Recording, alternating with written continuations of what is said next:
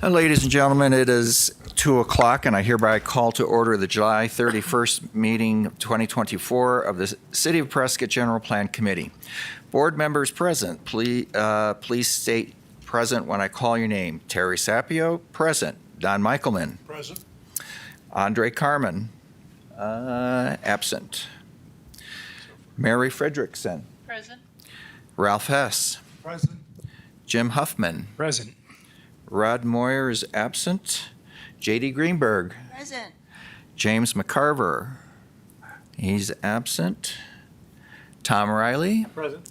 And Tom Davis. Present. Okay, we have 8 committee members present. It will require a vote of 5 for a majority. Just so the committee knows that on Saturday, Tom Hutchinson resigned, and yesterday, Tom Davis was appointed to take his place. He's from our Planning and Zoning Commission to take the place of Tom Hutchinson from our Planning and Zoning Commission. So he's here to listen today, to hear about what's going on, and we'll get him caught up to participate the rest of the way. Okay. For council liaison, we have Ted Gambogi. I don't see Lois anywhere. He's on vacation. Okay, she's on vacation. All right, great. Let me see, here we go. All parties wishing, let me see. This is an open public meeting and is being recorded by the city. The proceedings are being televised by representatives of the public media. The public, local, cable, and/or radio stations may also rebroadcast. All parties wishing to be heard, including committee members, are required to state their name prior to speaking in order to ensure proper recordation. Members of the public are required to state their name and address for the record so that we may know who is speaking and to be able to contact them at a later date if necessary. Tammy. So, Patrick, did you want to speak on the open call to the public or the 60-day comment period? Okay. We have no speaker cards for the call to the public. You have no speaker No cards? speakers? Okay. Let's go on to discussion and action items. We have 4 items today, A, B, C, and D. I'd like to do item A and then follow it up with item C if that works for you, because those are going to be the ones that are going to have the most interest, and then we can do B and D if that works for everybody, okay? All right.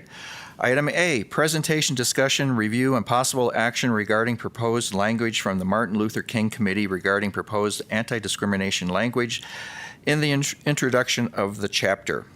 Recommended action is to move to approve option 1, 2, or 3 with or without changes. And Mr. Chair? yes, Ralph. Yeah. Ralph Hess, point of order. I understood we were going to be addressing the minutes for the June 29th meeting today. Is that going to be postponed until August meeting? Yes, so in August, you'll get all the meetings that we haven't had on the agendas. All right, thank you. Okay. All right, back to item A. We thought we had it worked out. We met with the MLK group in October of last year, and then in May's meeting, we thought we had worked something out, but at the last meeting 2 weeks ago, it became apparent that we still had members of the committee that were uncomfortable with the language, so we're going to see if we can try to work it out again. So here we are. So we have Jim from the Prescott MLK Peace and Justice Committee who has a little short presentation about what they're proposing. Okay. Oh, and I want to also mention before you speak, at the last meeting, Member Hess suggested that you're here because of a lack of integrity. We thought we had it worked out with you, but it became apparent we need to work on it some more. And it's not due to lack of integrity. It's actually because of integrity that you're here, to be fair to you guys and to ensure that we are doing what's best for the entire city, including the 48,000 citizens that are not here in this meeting today. And also dedication to keep working it until we get it right. So yeah, we go at appreciate it. We appreciate the opportunity to be here. So I'm Jim Helbling from the Martin Luther King Committee. I've got Robert Shegog with me, and he has a statement he'd like to read before we get into this. If you were to walk around my house, you would see glasses in the living room, in the bathroom, in the bedroom. And those glasses are strategically placed so that I can stay on focus. And it is my hope that this committee would stay on focus with this non-discrimination language. By being on focus, we can focus on the future. We can focus to protect people in our community who feel that they have been discriminated against. And I think that by having this in the charter, that should an incident happen and say the person says, I've been discriminated over here, you know, the city can come back and say, we're sorry that that happened to you, but that is not the culture that our city is trying to produce. And we can show that because it's in our charter. So that's my feeling on that. And I think that the language that we've worked out, we met after your last meeting and with Andre and Ralph, and we worked out some language, and I hope that you will find it acceptable. Okay, thank you, Robert. Okay, so I put together 3 slides that basically take us through the evolution of this statement to the current, what it currently is.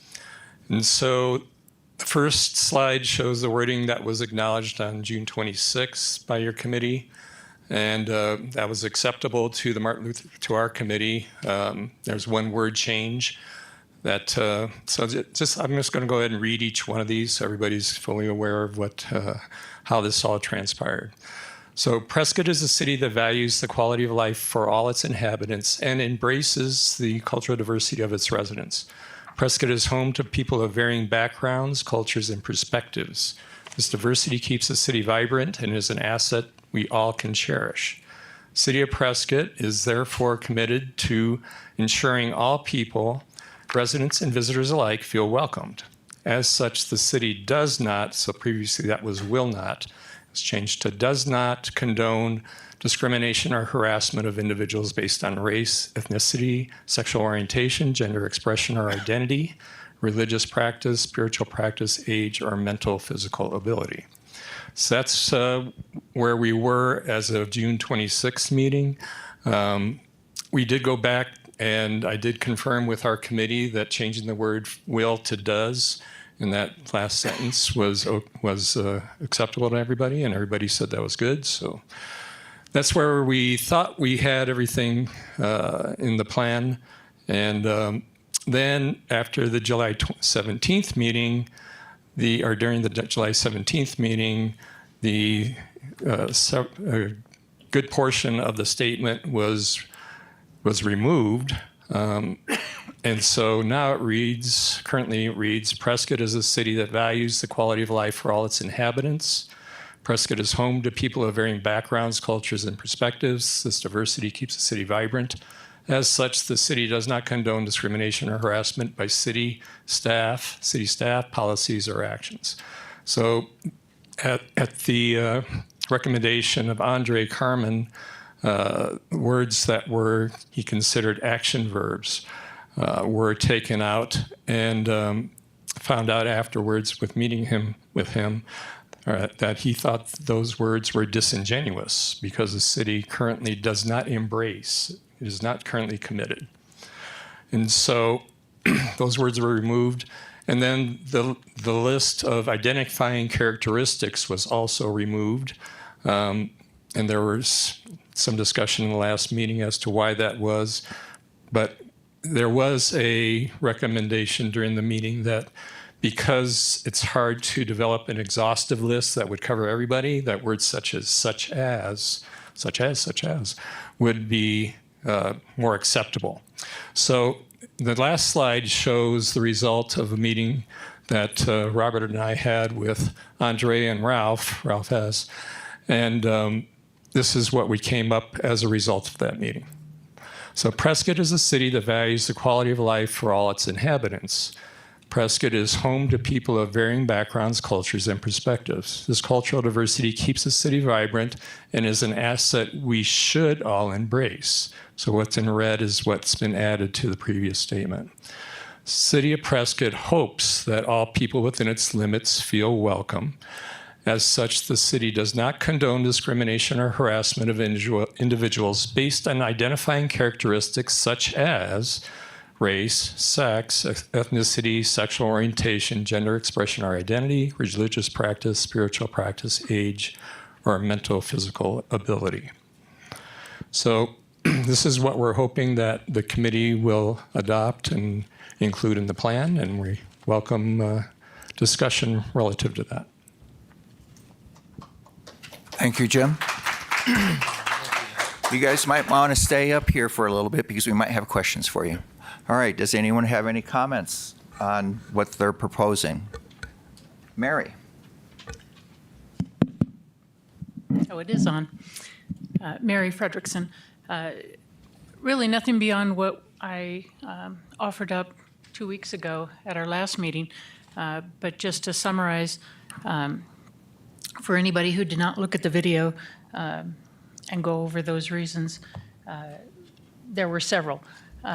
One being the list of characteristics that conclude the proposed language,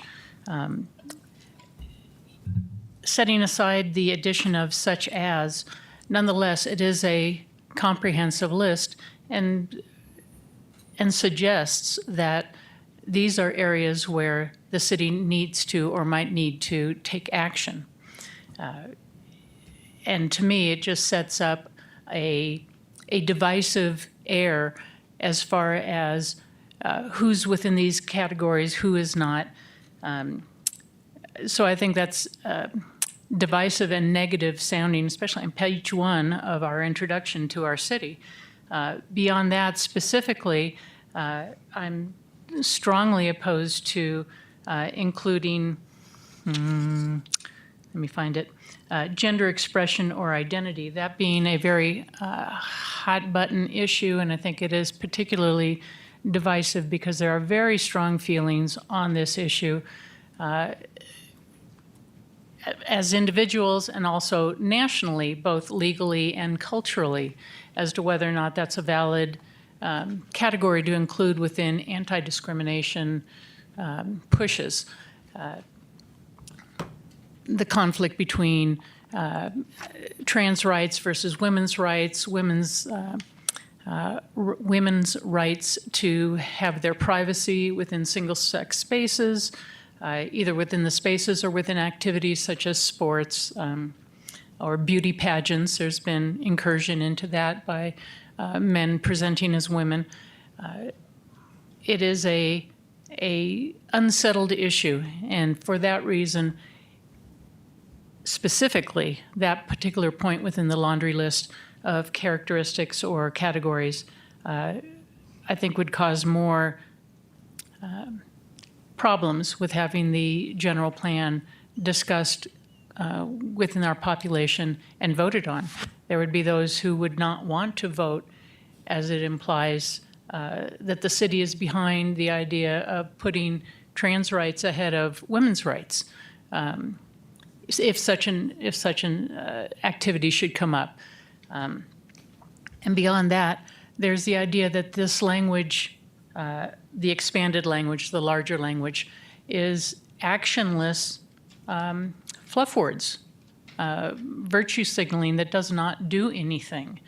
And I would be concerned that having such language as Jim, as you mentioned, that if somebody felt that they were being harassed or discriminated against and came to the city and said, hey, I've been discriminated against or harassed based on my inclusion within one of these categories, you, the city, what are you going to do? And your suggestion is that the city would say, well, I'm sorry, and the city doesn't condone that. Well, that alone is fluff and may sound good at the moment, but does not do anything about the situation. Unless we were going to go to the next step, I think Ralph mentioned Scottsdale in particular.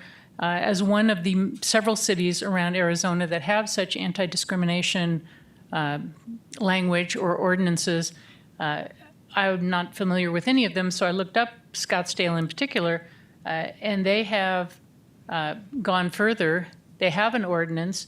They have an Office of Diversity and Inclusion, including a director and staff, liaisons to both the city manager and to the police department. They have a complaint form on their website for anybody who feels that they have been discriminated against. They can submit it to the city. The city then reviews, considers it, and has the potential, at least one information sheet I saw, it included fines from $500 to $2,500, including each day having those fines that the discrimination or harassment might continue on into the future. And without undertaking those kind of steps, which I certainly wouldn't recommend, it's just empty words. And whether or not there are some people who might feel better with those words in, I think it offers a divisive element into our general plan that doesn't need to be there and frankly doesn't do anything. So that's probably longer than just a short comment, but there you go.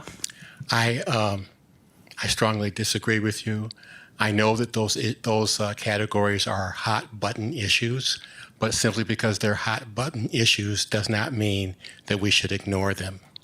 When I was in high school debate, one of the first things that we did before we started a debate was to define the terms. And by defining the terms, it makes it very clear to everyone what the expectations are. And I feel also that by having this wording, we are embracing, and I think Andre had mentioned that you can't embrace, but the city, when they send out information and they send it out in both English and Spanish, just by the fact of sending out that information in two languages, they're embracing the Hispanic culture in this town. And so I feel that to be everybody's hometown, we need to at least put it in writing. Whether we can do something like Scottsdale, I have no, Prescott will not become Scottsdale, you know. And what they're doing in Scottsdale, that's for the people in Scottsdale. But at least having the wording there helps. I'm sorry, how? How does it help? Well, it may help the person feel as though they're comfortable in this town. There are people who are of sexual orientation who don't want to come to Prescott because they don't feel that they're safe here and they don't feel that they're comfortable here. So it may not be a fine, it may not be any kind of a ticket that can be issued, but it's an internal feeling that, yes, I can go to Prescott and I can feel comfortable and I can feel safe. And I think that is a value that we need to strive for.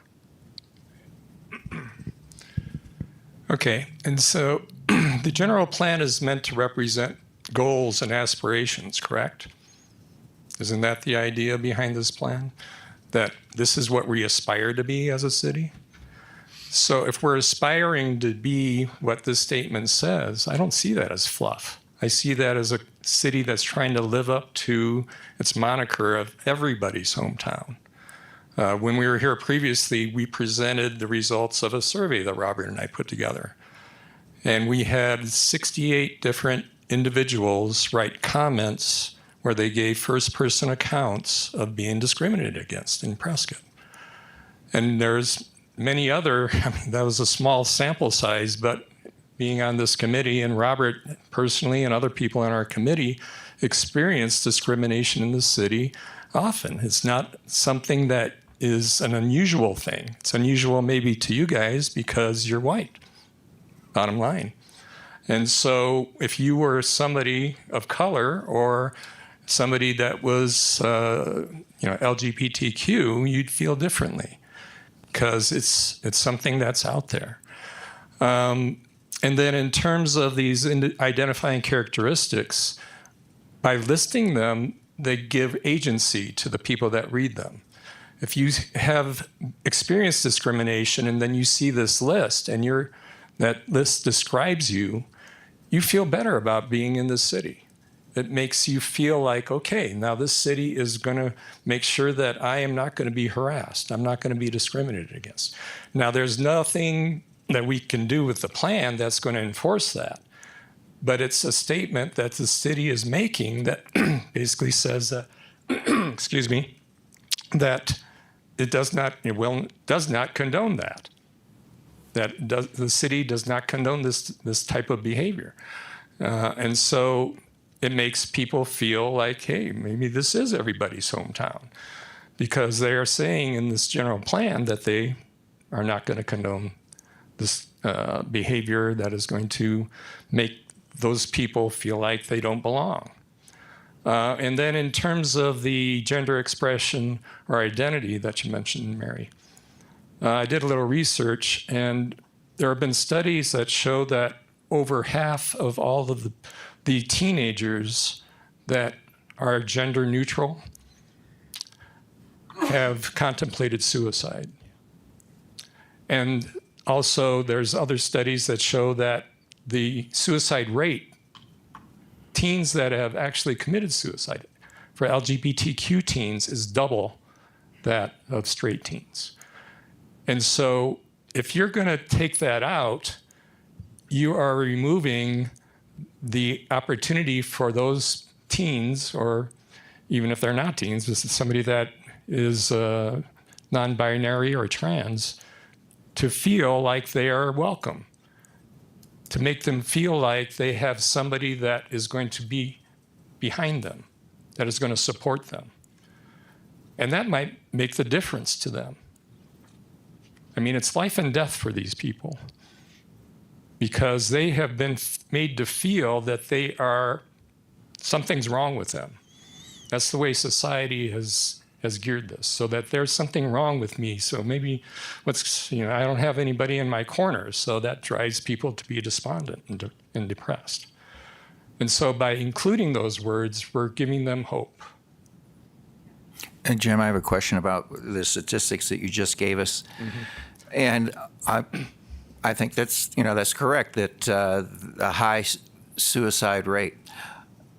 I've also seen in the news where there's a high suicide rate of those teens that actually receive the gender-affirming care and the surgeries, and it doesn't seem to improve at all the rate of suicide. Is that not the information that you also have? Well, in that case, they probably don't have the support system to help them with the transition. So they still feel like they're outsiders, even though they've received that care. So it's more of a mental health thing. All right. Now, and I have a few more comments. Does anybody else want to add before I speak? Okay. Robert, you mentioned that what you want would not lead to Prescott becoming like Scottsdale with an anti-discrimination ordinance. Yet in the information, I reread it, everything that you gave us, including all 68 comments that you gave us last October, it's mentioned 10 different times, anti-discrimination ordinance, in what you gave us, and twice in your own survey that you presented. Do you think an anti-discrimination ordinance would be helpful for you feeling more welcome in Prescott? Or do you think an anti-discrimination ordinance would be helpful to encourage more people to come to Prescott? So even though you say anti-discrimination ordinance is not your ultimate goal, it appears from the information that you presented to us last October that an anti-discrimination ordinance is your goal. And with an anti-discrimination ordinance has already been proved at the Supreme Court at least twice that violates First Amendment constitutional rights of other people, because in the state of Colorado, where they have anti-discrimination laws similar to what Scottsdale has, Masterpiece Cake Shop was being fined under their discrimination laws, and they took it to court, and they had support from other organizations because it's very expensive to go to court, and it's also very expensive for the state of Colorado to defend themselves in court. And at the cost of $2.5 million, Masterpiece Cake Shop went all the way to the Supreme Court, and they won against the state of Colorado. And you can bet the state of Colorado spent more than $2.5 million defending their ordinance or their state law. And then another example, also in Colorado, was 303 Creative LLC, where they were producing wedding websites, and they refused to do a wedding website for same-sex marriages under the same criteria that Masterpiece Cake Shop was using. And they were also being fined, and that went all the way to the Supreme Court as well. And the state of Colorado lost again at the Supreme Court. So first of all, what you're asking us to do is to have a statement in the general plan that would encourage a citywide anti-discrimination ordinance, which first of all is above our pay scale. We got Ted Camboji right there. He's an elected representative. That's his pay scale, not our pay scale. And if Mary or anybody else on this committee feels uncomfortable with the language, the way it's written, then you can bet that out of the 48,000 Prescott residents that are not at this meeting tonight, that a bunch of them are going to be uncomfortable with it as well. And what you keep saying that you are looking for is for everyone to feel comfortable in this city. And I think we're all united in that. But some of this language makes people uncomfortable. So I think it's one step forward and two steps back. So how can we come to a compromise that makes everybody feel comfortable? Okay, when I made my statement about Scottsdale, the character of the people in Scottsdale and the character of the people in Prescott are totally different. And in my heart of hearts, yes, I would love to see an ordinance, but that's going to be an uphill battle, and I know it is. Okay, but it doesn't mean I need to ignore it. And as you said, there are going to be people who are going to be uncomfortable with this language, and there are going to be people who are going to be uncomfortable if you don't put this language in there. And so that's what we're standing here for, are those people who are going to be uncomfortable. Each of us have to deal with those hot button issues in our own personal way. Okay. One of the things that throughout the 2 years that we've been working on this is that we've been working toward making the general plan a positive statement for the city in every single chapter. When you say, and I'm the one that came up with the idea of changing will not condone to does not condone as being more of a positive statement, but it still suggests some kind of punitive repercussions for those that practice discrimination. And it's my experience in the city of Prescott that the people here are overwhelmingly anti-discriminatory. We had a school board member that used some discriminatory language at a Costco, and it made front page headlines for several days in the Daily Courier with many comments in a rants and raves section of the newspaper condemning that school board member.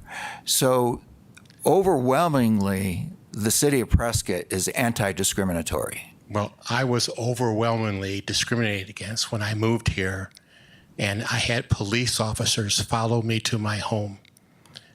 I changed my direction to my home just to make sure that I wasn't imagining this. Okay, and so it happened. So, I'm sure instances like that happen, and unfortunately, there are people that don't do the right thing when they should be doing the right thing, and they'll say the wrong thing when they should be saying the right thing. So, my question is, how can we make this a positive statement for all 48,000 citizens? You're not gonna have a pill that would make it right for all 48,000. But for those of us who feel discriminated against, having this language in here makes us just feel a little bit more comfortable. And if I could make it happen, I would have a city ordinance, because I think that everyone needs to be treated with dignity and respect. And if one person is not treated with that dignity and respect, then that falls on the entire city.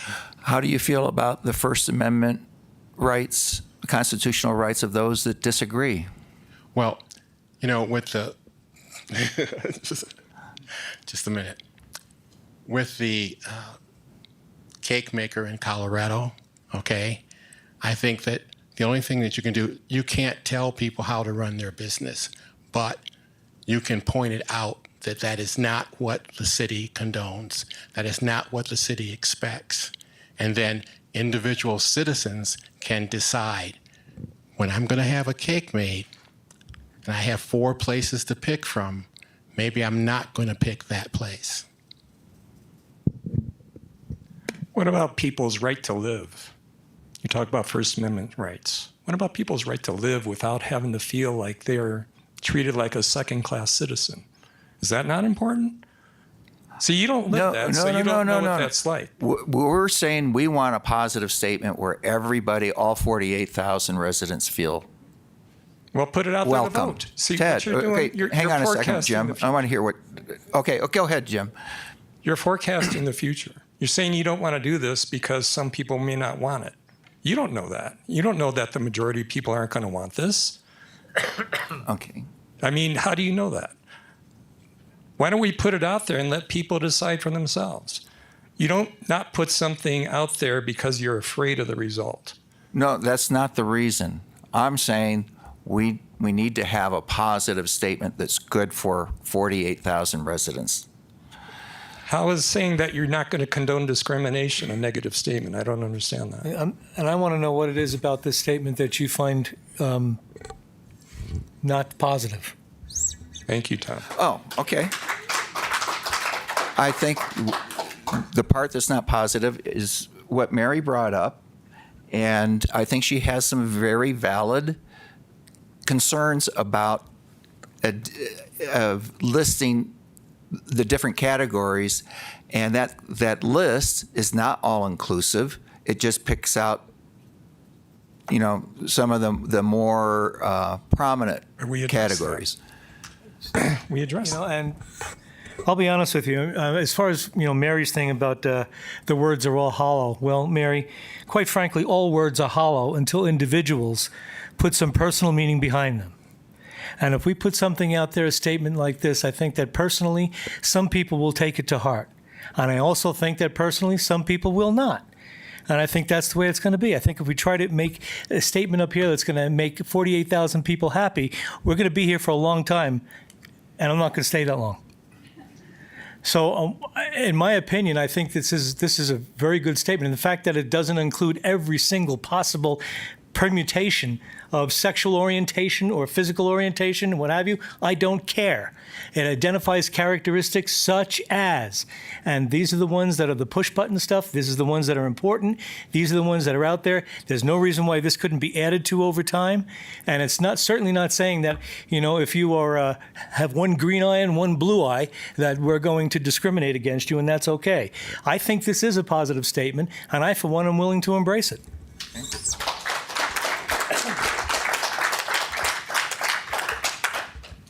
Mary, do you have anything you want to respond to?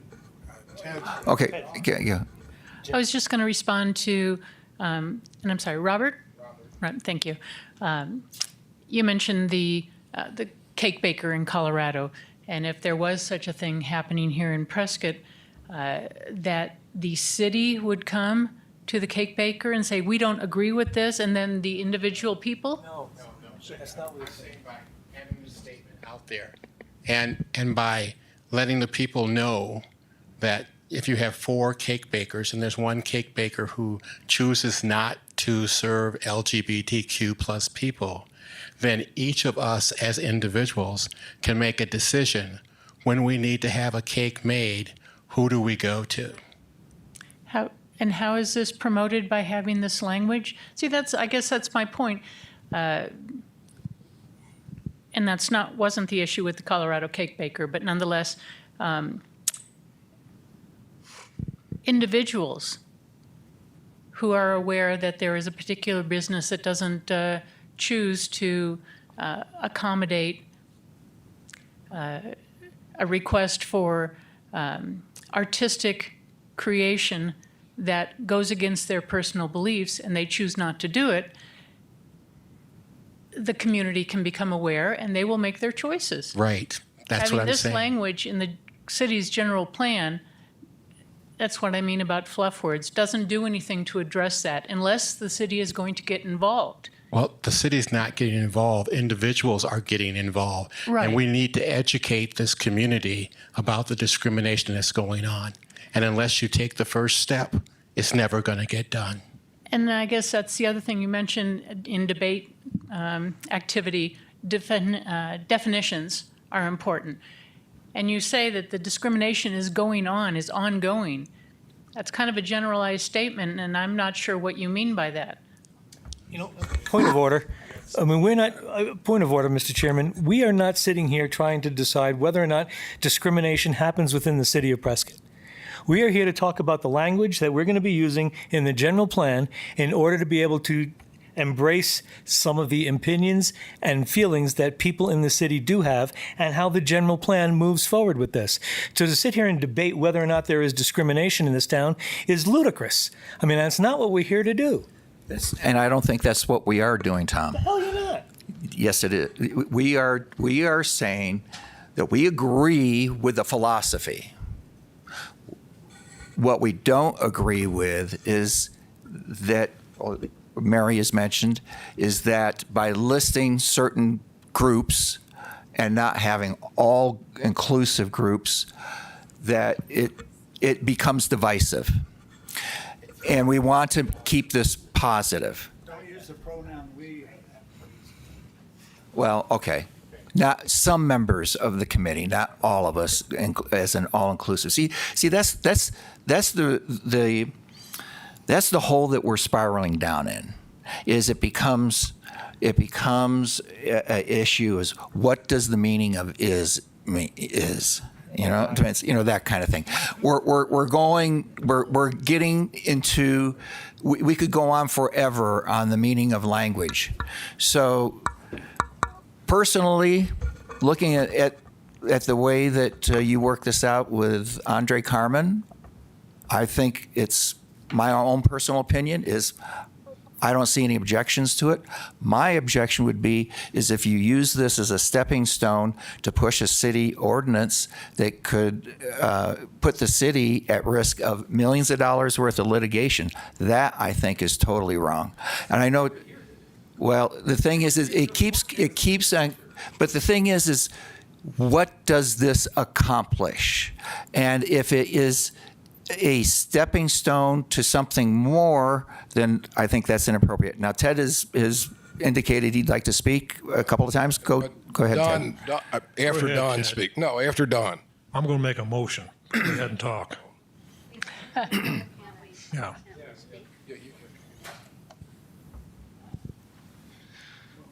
As a former fellow Philadelphian once said, either we all hang together or we hang separately.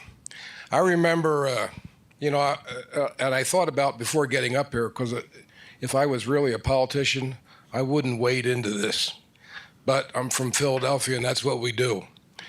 And before this gets too heated, I think back when Ben and the boys were arguing in Pennsylvania, they created a document that said something about life, liberty, and the pursuit of happiness.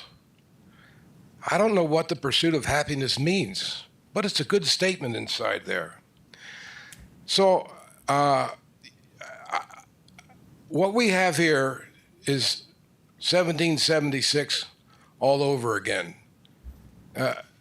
I invited Jim and Bob to be part of this because Don and I remember, in the very first AVO Planning Commission, someone got up and said, "You're a bunch of Nazis." And then later on, someone said, well, this is like Pearl Harbor. And I thought, we're getting a little emotional about this, aren't we? I mean, rational people can come up with rational answers. And so I'm not going to get into the wording of this, but I would encourage everyone, debate this civilly. Don't get into arguments, because we have a motto that we preach to the world, that Prescott is everybody's hometown. It kind of suggests that we're neighborly and friendly. And I think you have an opportunity here to capture that spirit in the wording. And I would ask both sides, you're going to come to some resolution, and I would suggest that when it's done, that we all come together and accept what we have put together after all the arguments. Thank you. Okay. Do we have any more comments from committee members at this time? James. Oh, I'm sorry. Wait, before you speak, Don's been waiting to talk. Don and then James. Personally, I like this. I have no problem with it. To me, there are two key things here. The city values quality of life. That's just a pure statement. We value the quality of life. And we do not condone discrimination. It doesn't say we outlaw it. It doesn't say we're going to penalize somebody for it. We don't condone it. This is a general statement. It's not a law. That's what the general plan is. It's general on that. Okay. All right. Thank you, Don. All right, James. Just to add on to that, I think, because all of these different words are pretty emotionally charged and they mean different things to different people, I think perhaps if we try to accomplish the same thing, but in a little more general way. Now, the form that Tammy sent out to us, the old and the newer revised wording talked about, and I think should be included, Prescott is therefore committed to ensuring that all people within its city limits feel welcome. As such, the city does not condone discrimination or harassment. And to me, I think that accomplishes the same thing in a little more easily accepted phraseology. Okay. Any more comments from the committee at this time? Okay. Ralph? Ralph Hess, yeah, probably not surprisingly, I support the new wording proposed by the MLK Commission since it was drafted by Andre and me and Robert and Jim. So we sat together and drafted this language that we thought would be satisfactory to the committee because it took in some of the concerns that were expressed at the July 17th meeting by a few of the members here, and slightly adapted that which was previously accepted by the committee, by this committee and the MLK committee. So just a couple things I want to, I guess, emphasize what's already been stated. It's not a legal document. This is a statement as to what the city values. There are a number of things considered or set forth in the general plan as to what the city values: open space, trails, number of things. And this is another thing that the general plan would be stating in the introduction as to what the city values. And I just want to make one comment regarding the what I think is a false description about if you give non-discrimination to one group of people, it interferes with discrimination of another group of people. If you are going to be a non-discriminatory community, you're going to not discriminate against all groups of people. And although this list names some, it doesn't list all. It says such as was suggested by one of the committee members. it doesn't indicate that by not discriminating on one of these groups of people, you're going to be discriminating against another group of people. And even though this is not a legal document, I do want to make reference to a provision in the Arizona State revised statutes, which is Section 30 or Title 36, Section 337. So ARS 36337 actually addresses if the state register is asked to amend a birth certificate. And for a person who has undergone a sex change operation or has a chromosomal count that establishes the sex of a person as different than the registered birth certificate, both the following, and there's a couple of criteria, then the certificate can be amended to designate that change in gender. And so it's not a unique legal concept. And this is not a legal document. This is just an indication that we embrace, within the city of Prescott, we're going to embrace all people in everybody's hometown. And so I support this document, and I hope the committee will do as well. Mr. Chairman, I'd like to make a motion. But, Mr. Chairman, No, before not you yet, do that, because just we have the public response. and I have just one quick reminder for this committee and for the public. What we're working on today is language that's going into the public review draft. There's a 60-day public period coming up for input. If the public in general doesn't like the language, they have an opportunity to tell you that during that period, and you will be able to react to it at the end of it, just like every other provision of the plan that we're going to publish. The idea here is to have something to put out to the public so that we can do that. Okay, this time I'd like to have the public input for those of you that have filled out comment cards, and have then two. we can go on to a motion and a vote. Leslie Grady?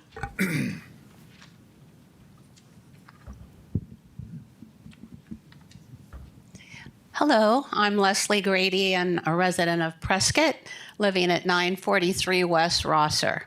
The first thing after listening to your discussion that I just like to, that stands out in my mind as you keep talking about 68,000 people. Well, you're 8 people, however many. And I think we all need to understand that we've heard some differences of opinion, but you're only 8 people, and you're only speaking for yourself, not the other so many thousand people. So I serve on the steering committee of Prescott Peace Builders.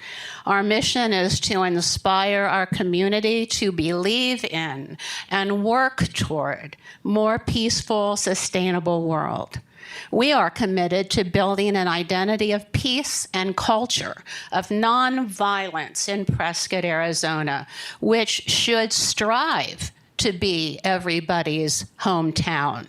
I'm not saying, and it is not everybody's hometown. We need to strive to make it that way. I strongly support the new wording proposed by the MLK committee, which states that the city of Prescott hopes that all people within its limits feel welcome. As such, the city does not condone discrimination or harassment of individuals based on identifying characteristics such as race, sex, ethnicity, sexual orientation, gender expression or identity, religious practice, spiritual practice, age, or mental physical ability. We are not all the same. There are so many different types of people that we need to respect and value. We need to make Prescott a visible example, not just words, but actions of how a community should openly respect and support all people living and visiting in our city. Thank you.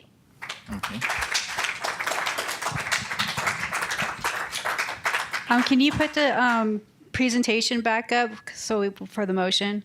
And we have Tom Burrows? No? Okay. We have no other speakers. We have no other speakers? Yeah. Okay. So we have 3 options today. So we have the original language from June 26. Then we have the one that was revised for July 17th, or the one that's being proposed today. Okay. One last. You have anything else, Mary? Tammy, Oh, okay. Anybody else? seems second one. Do we want to do a motion on one of the three, or just see which of the three people most like? Well, somebody wants to make a motion. Okay. All right, Tom. I know you're chomping at the bit. I just want to move on.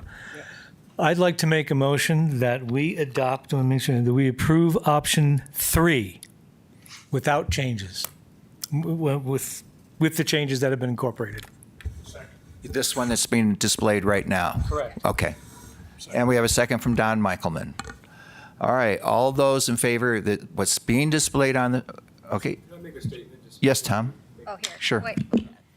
Sorry, just for clarification, as you may know or you don't know, I've been appointed less than 24 hours ago for the committee. So I'm going to abstain from any vote. Okay. Much as I would enjoy participating on this matter particularly, but I'm going to be abstaining for everything due to lack of, frankly, experience with the committee. Okay. All right. So the language that's on the screen, which is the compromise that was worked out with Ralph Hess and Andre Carmen and the MLK group, we have a motion and a second. All those in favor, raise your hand. 5, 6, 6. Okay, all those opposed, raise your hand. Okay, so we have 6 to 2. six. 6 positive, 6 to approve, 2 opposed. And two Motion opposed, carries. you said? Yeah, Okay, so 6 motion approved, 2 carries. opposed, and 1 abstain. Okay. All right. Are we all happy with this? I hope. Okay. All right.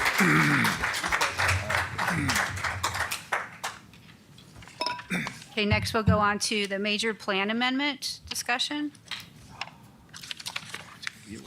So we get the 2 votes out of the way. Yeah.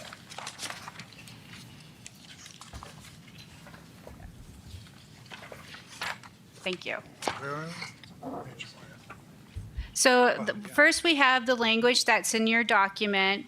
So what we did with this, what I did with this, was I kind of cleaned it up a little bit per your guys' discussions. And then we had changed some of the land use categories. So I made sure to update those.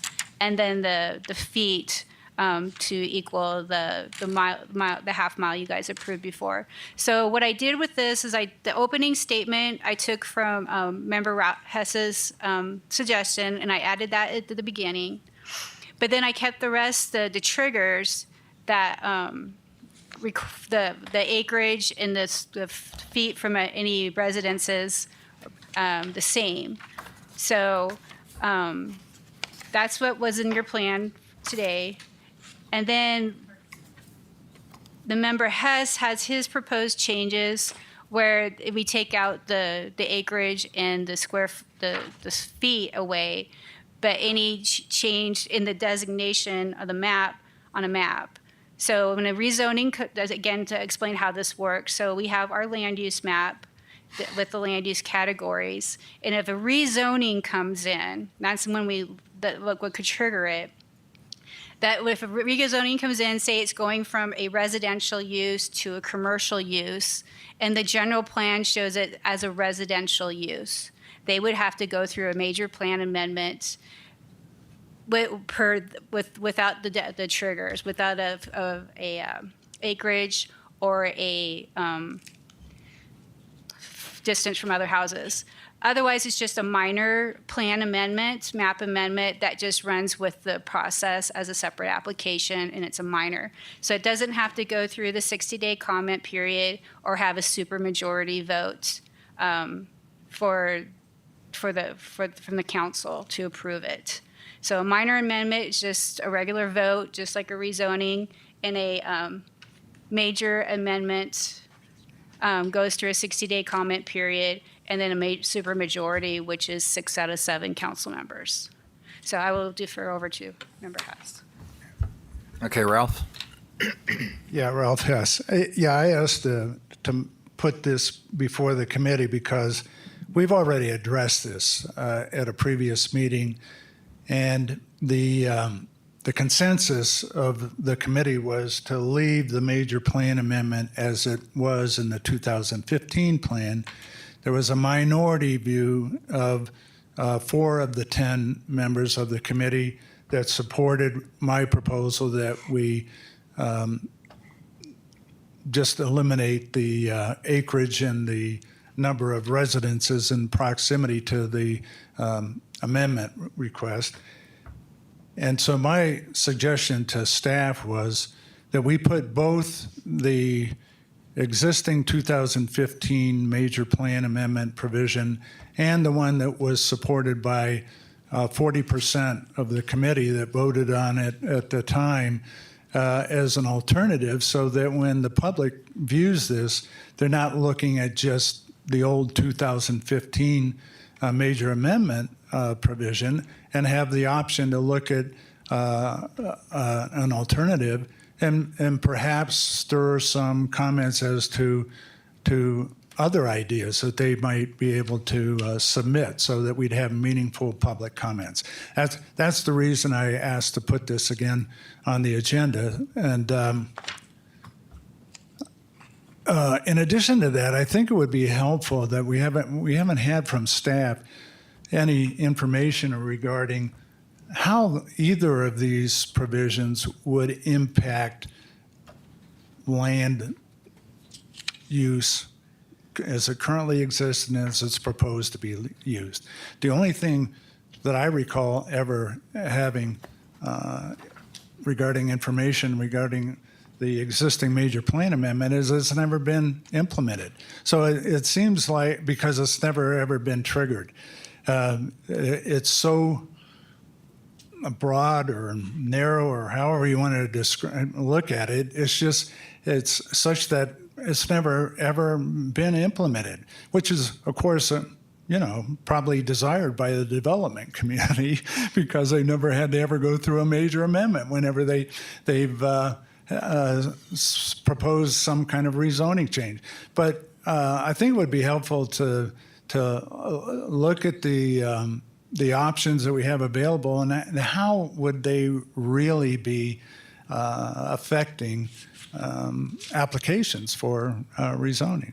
So first of all, it was let's give the public alternatives to look at, and secondly, let's have some information as to how those would actually impact applications. Thank you. Anybody else have a comment? James. I'm trying to wrap my brain around this. Mr. Hess, on your plan to initiate any type of amendment, it's not based on size of the lot. So if somebody wants to rezone 2 acres under your plan, that would trigger a major plan amendment. I'm not, in the old plan, I think the reason it's never been triggered, in Prescott, do we have 40 acres of open land? I don't think it's all been built on. And so I like the idea of the major plan amendment being looked at more frequently. It's going to be more work, but I think it'll allow managed growth a little bit better. I want to bring up a point that the original plan had this wording in it, but it was at 1/4 of an acre, and we asked city staff if it had ever been triggered at a 1/4 acre radius, the 1/4 acre radius of the plan. Quarter mile. I'm sorry, yeah, it's not 1/4 acre, 1/4 mile. Yes, 1/4 mile radius from the rezoning request. And the answer was no. So then this committee discussed, well, we don't want every rezoning request to end up being a major plan amendment. So what if we changed it from a 1/4 mile to 1/2 mile? And at that time, the committee agreed that that would be a good idea. And what we have here is not a word-for-word repeat of the 2015 general plan is changed from 1/4 mile to 1/2 mile radius, so that it would, under certain circumstances, trigger a major plan amendment, but it wouldn't be any size, no matter how small, would trigger a major plan amendment. So, and I think that and the thing is we just had a 45-minute discussion about fairness. A major plan amendment requires a supermajority vote of the city council.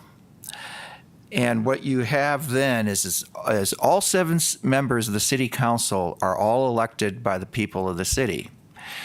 And what you're doing is, by making any change, regardless of how small the acreage is, require a supermajority vote, you're giving a couple of city council members on the city council a greater say than the other members of the city council.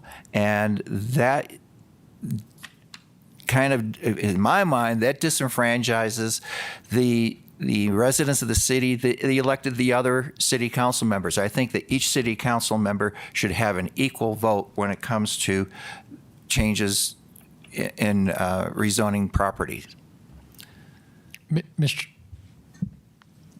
Yeah, Ralph Hess. If you accept that argument, then the provision about a major amendment requiring a supermajority would mean that that whole statute, you want to disregard it. No, not at all. I'm saying that when it really, truly is a major change, and these acreages define what a major change is, then yes, it does take a supermajority vote. But a change of any size, it should not require a supermajority vote. Ralph Hess. So I'm going to go back to the statute. And so, and that's what I referenced previously, and it's actually included in both of the options that I'm proposing and staff's proposing. And so the statute provides that a major plan amendment means a substantial alteration in the municipality's land use mixture or balance as established in the municipality's existing general planned land use element. And so I'm not suggesting, my alternative is not suggesting that every change is going to be a major plan amendment, because it's only when you change the mixture or balance of the established municipality's existing general plan land use. It only means when you change from residential designation to another designation, from a commercial designation to a residential or mixed-use designation. You can make changes within residential designations. That's not a major change. That's not a major plan amendment. You can make changes within commercial designations. That's not a major change. You can make changes within a mixed-use designation. That's not a major change. So, yeah, I mean, we can have a conversation as to what would be a reasonable size of property to include in a major plan amendment, but I'm suggesting that's not necessary for a substantial alteration in the mixture or balance of established existing land uses. And so, and I think the fact that we've never had, at least from what I understand, only from what staff's told us, we've never had a major plan amendment, which means to me is that this plan since 2003, this definition's been used, that it's been there to benefit developers at the expense of the community. And so let's look at it. Let's look at what properties would fall within the category of my proposed alternative, those that would fall within the category of staff's proposed alternative and to make an informed decision. And let the public make an informed decision, because they're going to be making comments on what this is going to be. And my suggestion at this time is just to provide both alternatives going out to the public so that they can get an idea of what the concepts are, what we need to look at as to what should be a major plan amendment. JD. Mr. Chairman, before, just for clarification, the original alternative was developed by this committee. So it was a modification of what was in the 2003 plan. So it's not our proposal, just for clarification. It's only increasing it from a quarter of a mile to a half a mile. Understood, but it wasn't a staff proposal. We may have proposed something completely different had you asked us. I think a half mile is pretty significant. For example, 1A, encompassing greater than 40 acres but no more than 160 acres, which contains 400 or more single-family residential dwellings units within half a mile of the perimeter. I'd say that's pretty easy to do, to find 400 homes within a half mile perimeter of a 40-acre project. JD. JD Greenberg, as someone who will be voting on the general plan with not a whole lot of knowledge and expertise like many of you who are on planning and zoning, and I certainly don't have the expertise of Ralph Hess. What's the difference? Now, this time when you just spoke, Ralph, you mentioned that the developers have gotten away with, or that they have utilized this to their advantage. What is the difference to the general public to land use in this community between the two options? Yeah, Ralph. This is Ralph Hess.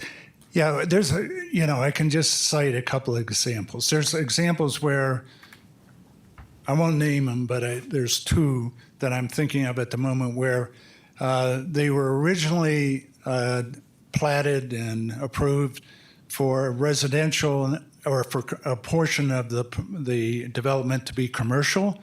And then they went back to city council and they got approval to change it from commercial to residential because of the fact, as my understanding is, it was not fiscally viable for them to keep that segment of their development as commercially, to develop commercially.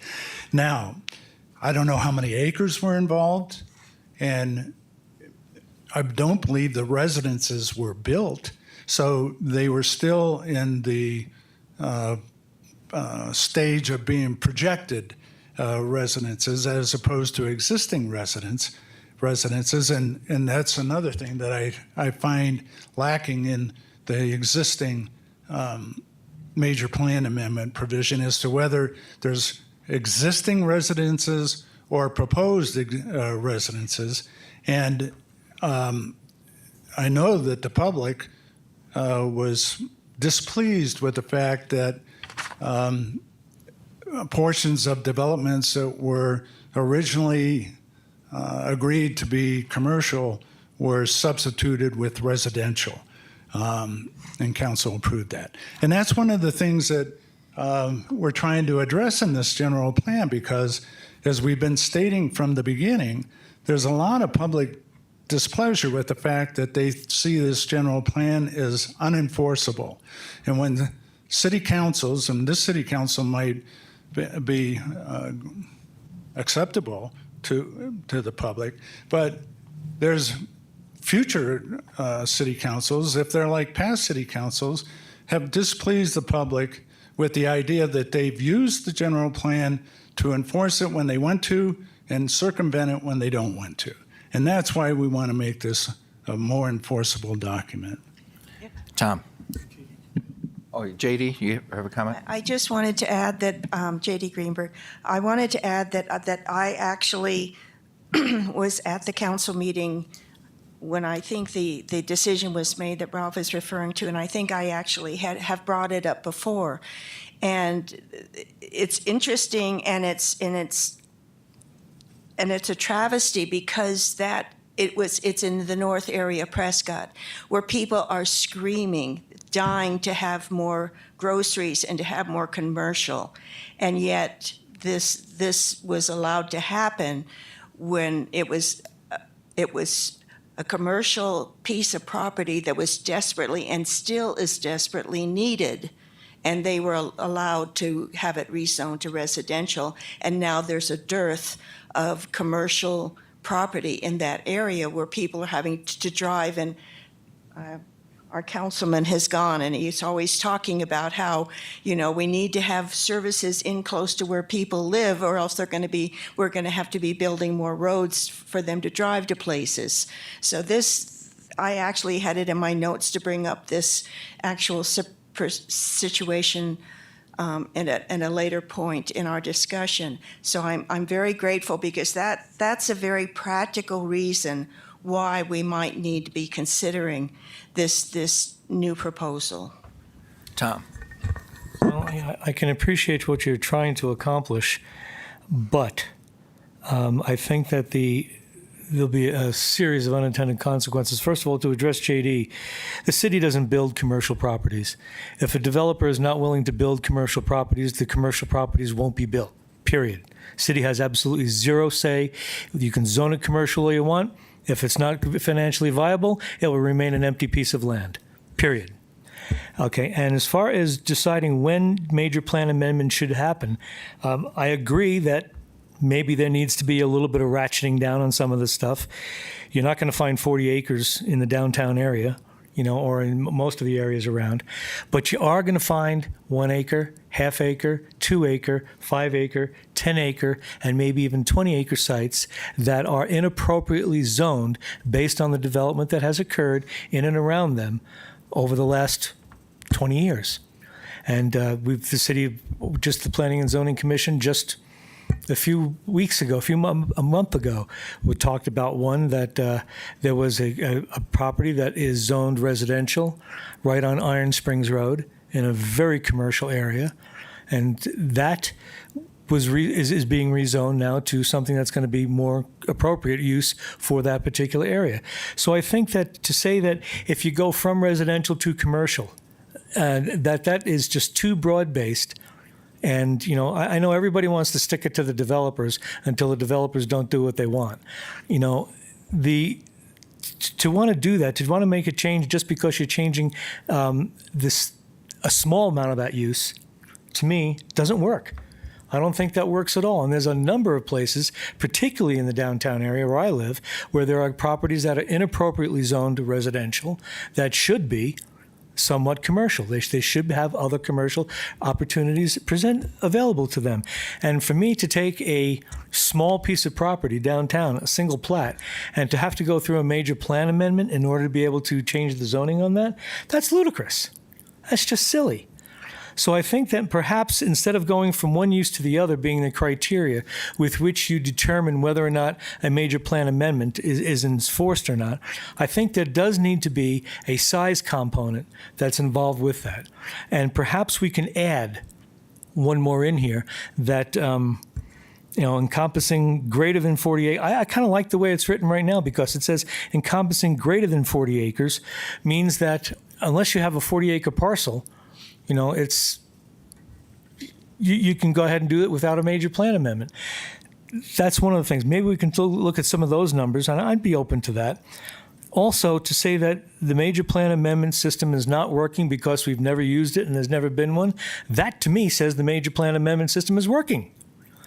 That people aren't coming in, developers aren't coming in and saying, I want to change this and I want to change that. If they have to go through a major plan amendment to do that, and several have, then go for it.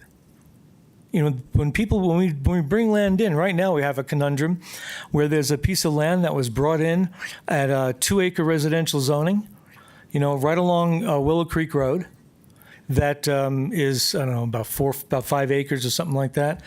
And it abuts Willow Creek Road on one side, and it abuts a subdivision on the other side. And the controversy is that whether or not that should become commercial property. The general plan has always called it commercial property. But no, that's not what people want. Now, if the situation was that these people wanted to change that particular use, they would have to go through a major plan amendment for a 7-acre development. You're not going to get your commercial built. You're just not going to get that commercial, whether the rooftops are there or not.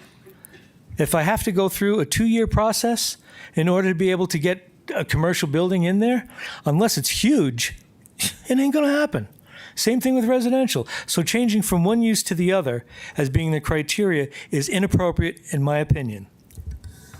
Is there, JD again, is there something that could be built into the language that addresses, and again, I realize that private landowners have privileges, but in my mind, there needs to be something for the welfare of the community. And I don't know how that could be incorporated into what we're discussing. I think it's in there. Well, the thing is JD, even for the member, for the community, it still would have to go through planning and zoning review and public hearings. So the public does get its say anytime there's a zoning change. But you guys then would be referring back to the general plan, and one of these two options would be your guide, right? No. No. No, the option would be the land use plan. We would look at the land use plan to see what the general plan is saying that land use should be. That would be our guide, not the size of the parcel, not what it's currently zoned. Our guide would be with the general plan, not how big it is, and how close it is to other proximity of other houses. None of that would play. It's the land use itself. That's what the Planning and Zoning Commission would use. Now, that's what the Planning and Zoning Commission uses, and then the City Council uses it.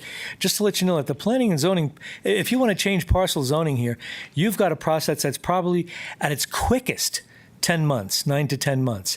Typically, probably goes longer than a year. And there are typically, with any kind of a rezoning process, there are at least 3 public meetings that are involved with that. There are notifications of the people in a particular zone as to that's going to be happening. So there are already criteria in there to take that into account. But I've watched many of your planning and zoning meetings, and there have been some instances when the members have said, this isn't something that we can make a decision about other than what we have in the guidelines of the land use. So in other words, there's sometimes I've seen that some projects go through just because you're duty bound to follow what the land use plan dictates. No, the reason that we do that sometimes, and Chairman Michaelman can chime in here too if you'd like. The reason that we are limited in what we can make decisions are is because of the fact that we're a planning and zoning commission, and there are certain things we can't take into account. And we can't take into account things like financial hardships, financial things, whether or not something's going to cost too much money or it's going to cost the city money and things like that. We can't take those kinds of things into account. We can take land use into account, and that's all that we can take into account. Can those then be changed at some point? Because everything seems to butt up to the land use plan or guidelines. And I don't ever hear anything about who, what, when, how that might be changed to address some of these. Financial what you're hardship asking. is pretty hard if you get a landowner. And Well, you're the city council takes that into account, but the planning and zoning commission cannot. The Prescott City Council, the council people will take into account everything, anything and everything. They take all that into account. Okay, but the Planning and Zoning Commission is limited to be able to look at land use and primarily just land use alone. That's what we do. And then we pass our recommendation along to the City Council, and then the City Council will review anything and everything. Mr. Chairman, if I might. George. The item before you, I think, today is to decide whether or not to include an alternative to the language that was previously agreed upon by this committee in the public review document so that we can get alternative public comments about that, if that's what I understood your original intent was. That's what Ralph's intent is to include them both. And personally, I think Ralph's proposal, because it does not have any size criteria at all on the size of the projects, I think is totally unacceptable because that makes a project of any size, it could be a half acre, and it would have to go through a major plan amendment, and that's ridiculous. So I like the half-mile criteria that this committee came up with before, and I'd like to stick with that unless anybody feels like that needs to be adjusted, either the radius from a half mile to something else or the acreage from 40 acres. I personally think 40 acres is a decent-sized project that would require a major plan amendment. Something smaller than that, is it really a major plan amendment if it's less than 40 acres? Okay. Any, James? Well, just to counter that, I see these restrictions as a plus to manage growth and have another set of eyes, the council, review it and take a look at what's being proposed. It would require more work, I'm sure, but I see it as a plus. Another question, are you proposing that both of these options will be up for a vote? The public, how's that going to be? I don't understand the mechanics of that. Yeah, I don't think we could do that. Yeah, I think the proposal, and I'm sorry to put words in Ralph's mouth at the moment, I'm sure he will explain, is that when we put it to the public, that there will be two choices. That the original language, from the perspective of review of changes to the land use map or changes to zoning, there's always multiple review layers. The Planning and Zoning Commission is one of two layers. The City Council is always the final decision maker. So there's always two layers of review. So that part of the process doesn't change with either of these proposals. The difference is the additional requirements of a major amendment, primarily in time, a 60-day review period, and the supermajority vote by council. There is something that we experience as staff when we work with small developers or private property owners who are trying to develop. There's a scale of patience that goes along with development. Large developers have a lot of patience. They can hold their financing for a long time. They can wait a long time on plans to be approved. Small infill developers can't hold their financing, and they can't wait a long time.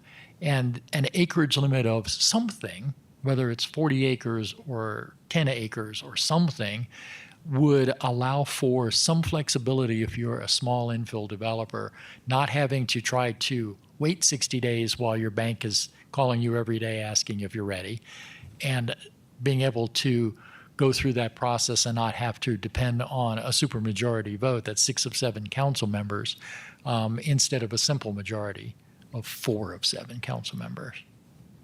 Ralph? Yeah, Ralph Hess.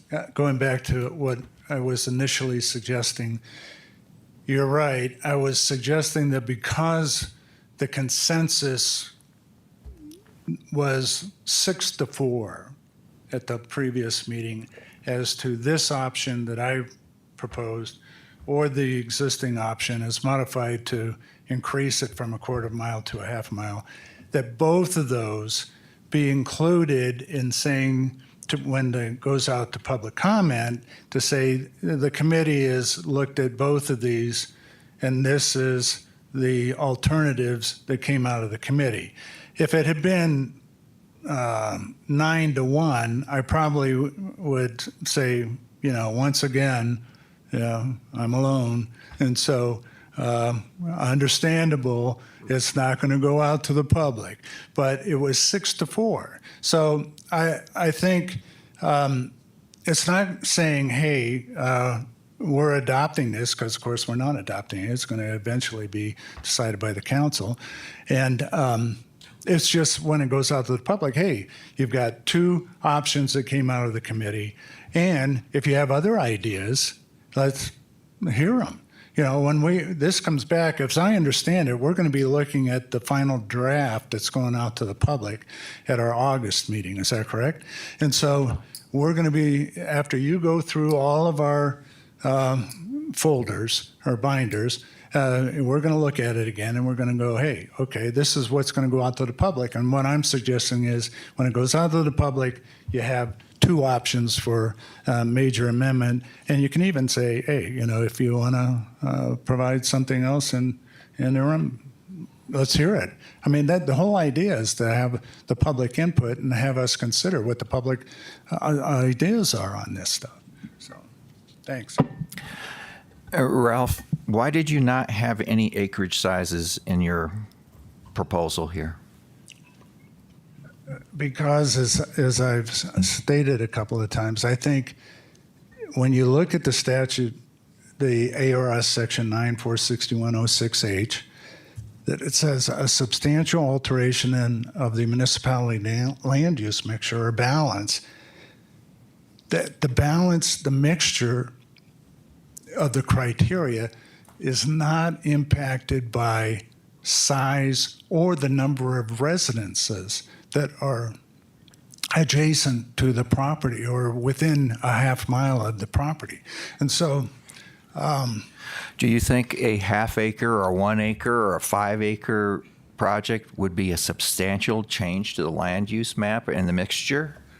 So if they don't, so say you have, just so that everybody understands, so if it's a 5 acre limit, if it's 4.5 acres and it doesn't comply with the land use map, it still has to go through a minor plan amendment to be considered the same way a major amendment is through the public hearing process. So they still would have a minor map amendment and their rezoning request moving forward for consideration to both be considered at the same time. The major amendment just adds the 60-day comment period and the supermajority vote.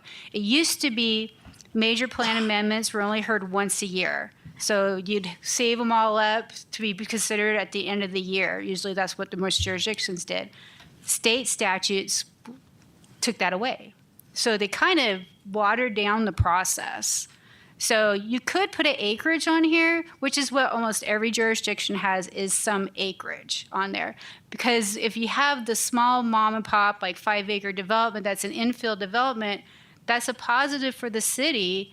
If they have to go through that major plan amendment for that extra time frame, because as it is, they already have to go through planning and zoning, they have to go through water issues subcommittee for their water allocation, and they also have to then go to city council. And if they have a minor plan amendment, the water and the rezoning, that extra time frame, like George said, could kill projects that we want in the city. But with a size of like 5 or 10 acres, at least we're giving. That's about the size we see in the city, or 5 to 10 acre parcels that may be going through a rezoning. We've only seen a few rezonings a year, so we're not having a lot, and most of them are the smaller ones. So most of them are smaller ones. So, Don, do you have a comment? I was going to ask Ralph One of a the question, reasons I did not support Ralph's amendment up here is what we see in planning and zoning. A lot of those would now automatically kick into a major plan amendment. We go through planning and zoning, we review them, we make our recommendation to city council. The majority of the city council has to accept or deny it. If we start taking changes from one usage to another, you're going to get a lot, I think, into the major plan amendment. And then now that person has to wait till the end of the year. Not anymore. Yeah. But 60 days additional. It just adds on to it. And usually that's Plus a small 60 days additional plus a supermajority vote of the council. And that just adds a lot to it. And Right. I just, and to have this go out to the public, what's that going to do? You're going to have a limited number of people who are going to look at this. So you're going to have a limited number of people making comments on this. That's not give us an idea what the public wants. We're here to try to get a general plan out there. Yep. And so I like the one we have right now. I do too, because I think that Ralph's plan would effectively kill all small infill developments. Can't assume that. So it does. It does. Absolutely, it does. No question about it. It would kill them. So Maybe not all of them, but I would tell you that it's probably going to be 90% of them. I mean, I can give you an example for me. I had a piece of property downtown, okay, that was my office for 20 some odd years. It was business when I first got it. And then over that 20 years, the zoning changed. And I was allowed to continue my office there because it's grandfathered in.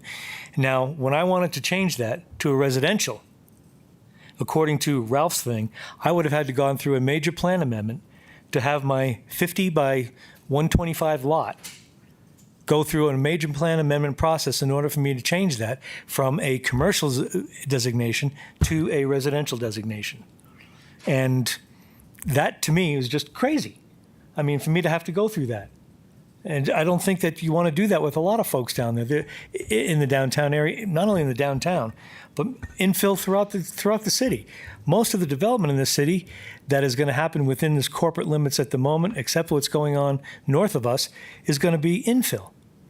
And, you get folks like, myself, yourself, you own a piece of property and things like that. Are you going to go through a year-long plus process like that in order to make a small change, or just leave it the way it is?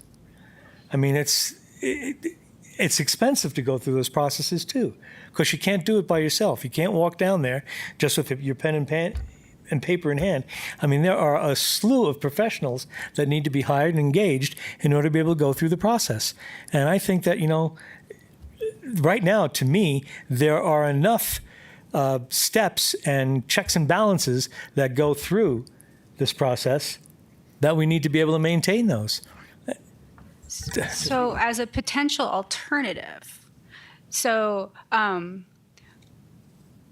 potential alternative would be like consider an acreage amount. So maybe like a 10 acre, that's pretty, not too big. But the larger parcels that may impact a neighborhood. I know that, and that's what we're concerned is how it can impact a neighborhood. But if it's like 10 acres, or something like that, without the perimeter property, single family, we could take that out. That's kind of uncommon.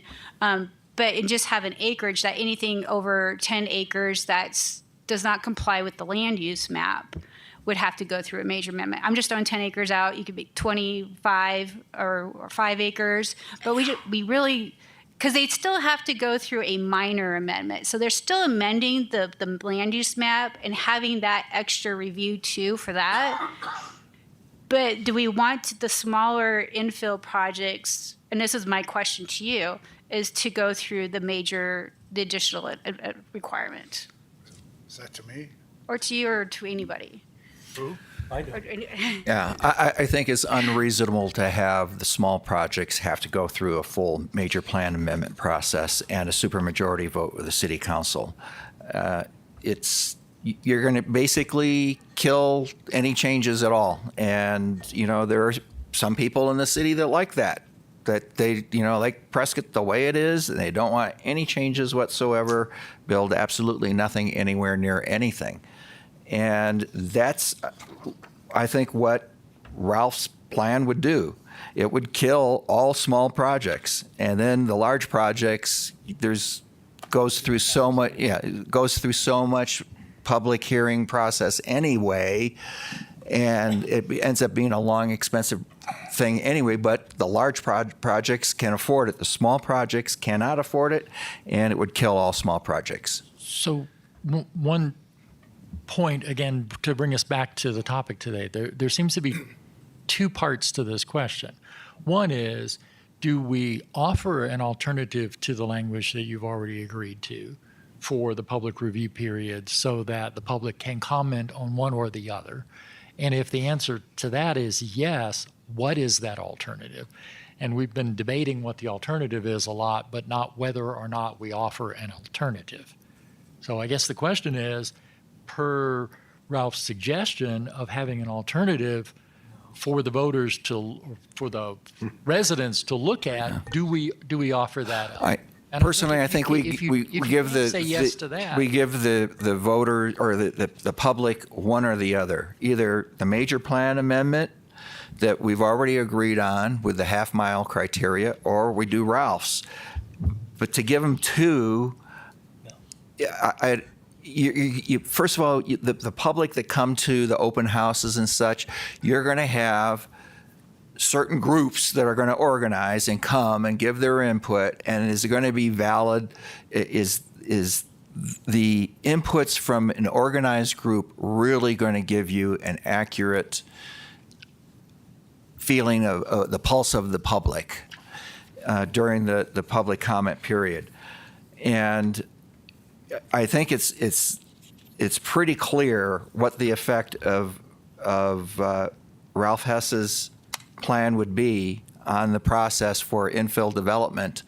And I think that this committee should vote on, do they want to present Ralph's, or they want to present the one that we came up with earlier, that the committee voted on, with the half-mile criteria? Or an alternative acreage. Or an alternative acreage. See, right now, Ralph's doesn't have any acreage criteria at all. It could be 10 square feet, and it would have to go through a major plan amendment. So, I mean, it's designed to kill infill development. Mr. Chairman, Member Hess was Yeah, I know, talk. champing at the bit. JD, And JD, go ahead. Just want to point out A time criteria, yes. 3:30. You have 3 sections to go to. Right. That we need to finish. I agree. And that's why I wanted to do this first, because I knew it would be contentious, because Ralph's plan is an anti-growth, anti-development plan, because it has 0 criteria acreage on the size of the project. Okay, I think done. we ought to go to a motion and take a vote. We've discussed this and discussed it and cussed it, yeah. We do have public. Yeah, but we need to go on with this versus continue back and forth. I need, this is Ralph Hess, I need to respond. It's not anti-growth. A major plan amendment has accelerated or more process that needs to be in place. It doesn't stop a proposal. It just has to go through a different process. And That's true. I think the key that we're overlooking all this is all we're hearing is anecdotal information about concerns that people have with respect to what would happen if this alternative plan went into effect, or if the existing provision goes into effect. What we do know, from based on what staff has told us, is that the existing provision has never been implemented because there's never been a major plan amendment. But we have had a minor plan amendment. Yeah, we have minor plan Yeah. amendments. I understand that. Okay, and so we all we have is concerns of anecdotal concerns. Is what would happen if my proposal was adopted. My We don't know that situation it's was gonna not be anecdotal, adopted. it was real. I'm not done yet. And so we don't know what would happen. What we need, and what my suggestion is, we need data from planning department as to what properties would be affected by either of these provisions. Because even if you accept my proposal to put these out as an alternative for public comment, then the public's not going to know anything about how that would actually how it would affect the current property ownership. And so it would be helpful, I think, to have data as to how these different proposals would impact current property ownership within the city of Prescott. James. I just want to ask Tammy a question. You've reviewed a lot of the different communities' general plan amendment rules and regs. The majority of them have a acreage limit or don't? Yes, they do. Most of them do? And They vary all over. as far as size? 10 acres up. So you threw out 5 or 10 acres, just thinking through the process and what would be involved and what would trigger it to manage growth. Because 40 acres you're never going to get in the city limits. It's never going to trigger a major plan. But what would be reasonable and what would be in the best interest of the community as opposed to the developers? size-wise? Well, as George said, probably one of the smallest they saw was the 10 acres. So if you're looking at how municipal mixture or balance as established, it goes through a public hearing process. So if you have an acreage, whether it's a 60 or just a major or minor, it's still a plan amendment, and it goes through the public hearing process. What size would be more detrimental or impactful to a neighborhood? Would a 5-acre parcel or a 10-acre parcel, depending, because if it's a good use or a good balance or a good addition to an area, then we probably get a lot of support for it, we'd hope. But if it's a bad use of the land or a bad mix to the neighborhood, we hear from the neighbors. So either way, it goes through that process, whether it's a 60-day or the regular process that we already have in place, that we send notices out, we advertise in the paper, all that, none of that changes. What we're doing is we're asking that, say, a property, so it's designated residential, you're in the middle of a neighborhood and you have a 10-acre parcel, and it's right now zoned residential. Okay, yeah, it's zoned residential, but they want to do commercial, and the land use map shows it as residential, but they want to go to a commercial use. How much acreage do you want to have that trigger? I mean, it's a 5-acre parcel. You think about how big it is, compared to a 10-acre parcel. Which one would be more impactful? Or because a 5-acre parcel for a commercial development is going to be a small use, like maybe a small store or something. I mean, for example. 10 acres may be a little bit more impactful for traffic and impact, noise, whatever, what have you. So that's what we're kind of looking at, and you're trying to think about is that which one would be more impactful to a neighborhood for size-wise. That's a hard one because we don't know what people want to propose until they come forward with it. And we don't have that many rezonings. We've had a couple of minor plan amendments. But most of them are in compliance with the general plan, so they wouldn't have to go through this process, no matter what size, as long as it's in compliance with the general plan. So, did that kind of help answer? Okay. And it's more than just the additional 60 days. It's also the supermajority vote. And why should one city council member's vote count more than another city council member's vote? They all got elected by the same people in the city. So I think it has to be a significant project before you trigger the supermajority vote process of a major amendment. So what do we want to do? I think We have public comment. we have public comment? Okay, let's do that. Deb Thalassides?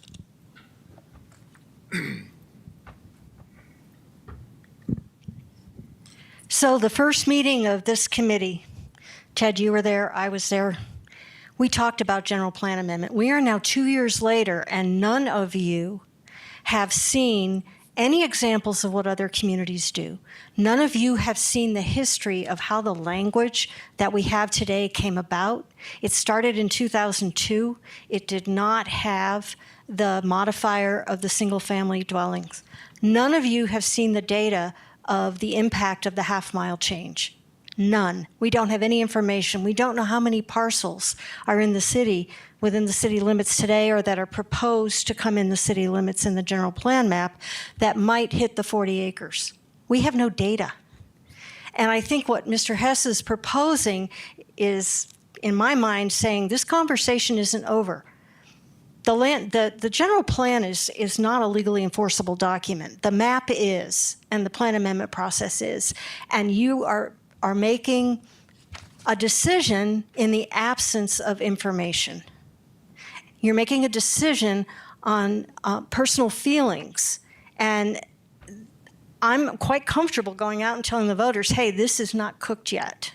There needs to be more information. I think there's probably a compromise in here, but we're never going to find it if we don't look at some actual data. And I had a question for Tom Riley. Did you say that parcel on Willow Creek was zoned commercial in the general plan, but it's currently came in as 2 acres? There would be no plan amendment. It's already commercial.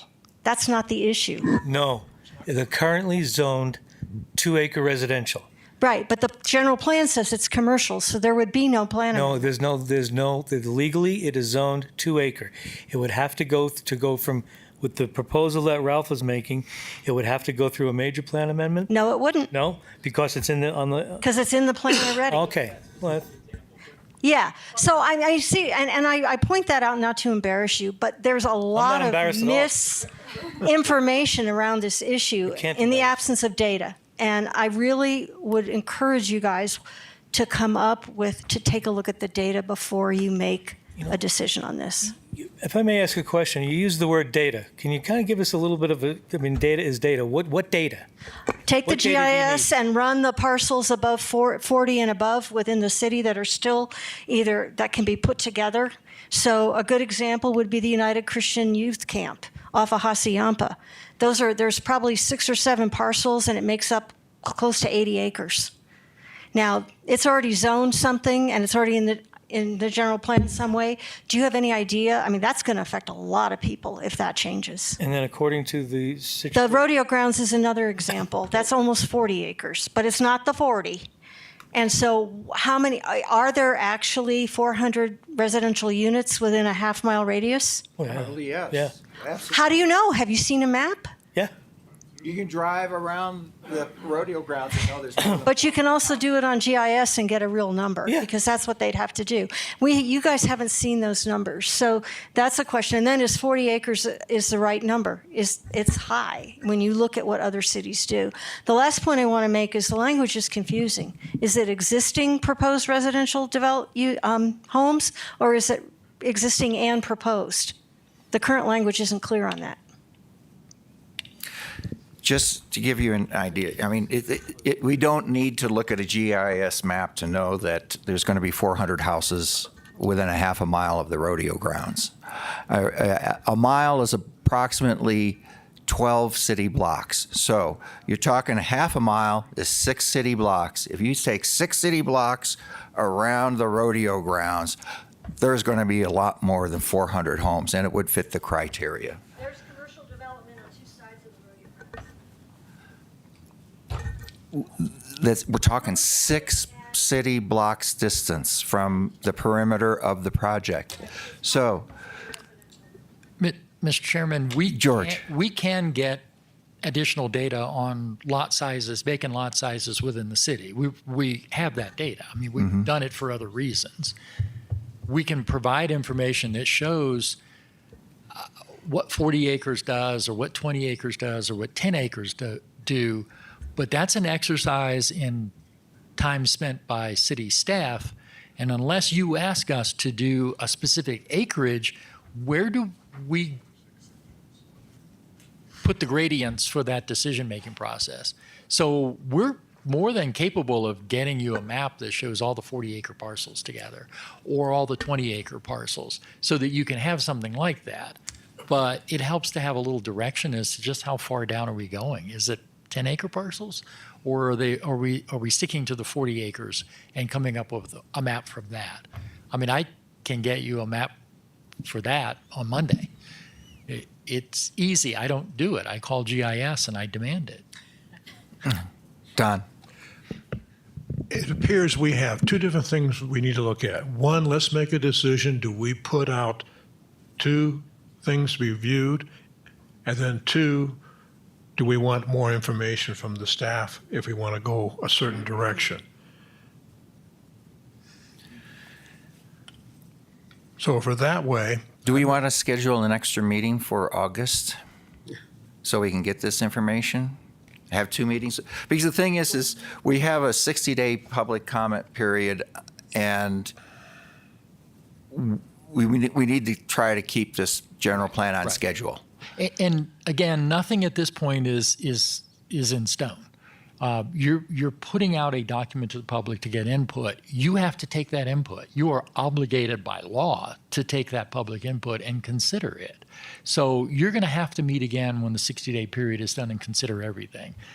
If it's down to the question of data of how large parcels are for infill development versus the periphery of the city, all of that can be produced for you in the meantime. I think the question that you have to answer first is, are you going to offer an alternative in the public review comment document? All right, And if you let's do are, this then because what is it? we're going back and forth and we really don't know how the committee, let's find out how the committee feels about this. There's One more. person. Oh, one more person? Okay, let's hear one Julie more. Bracken.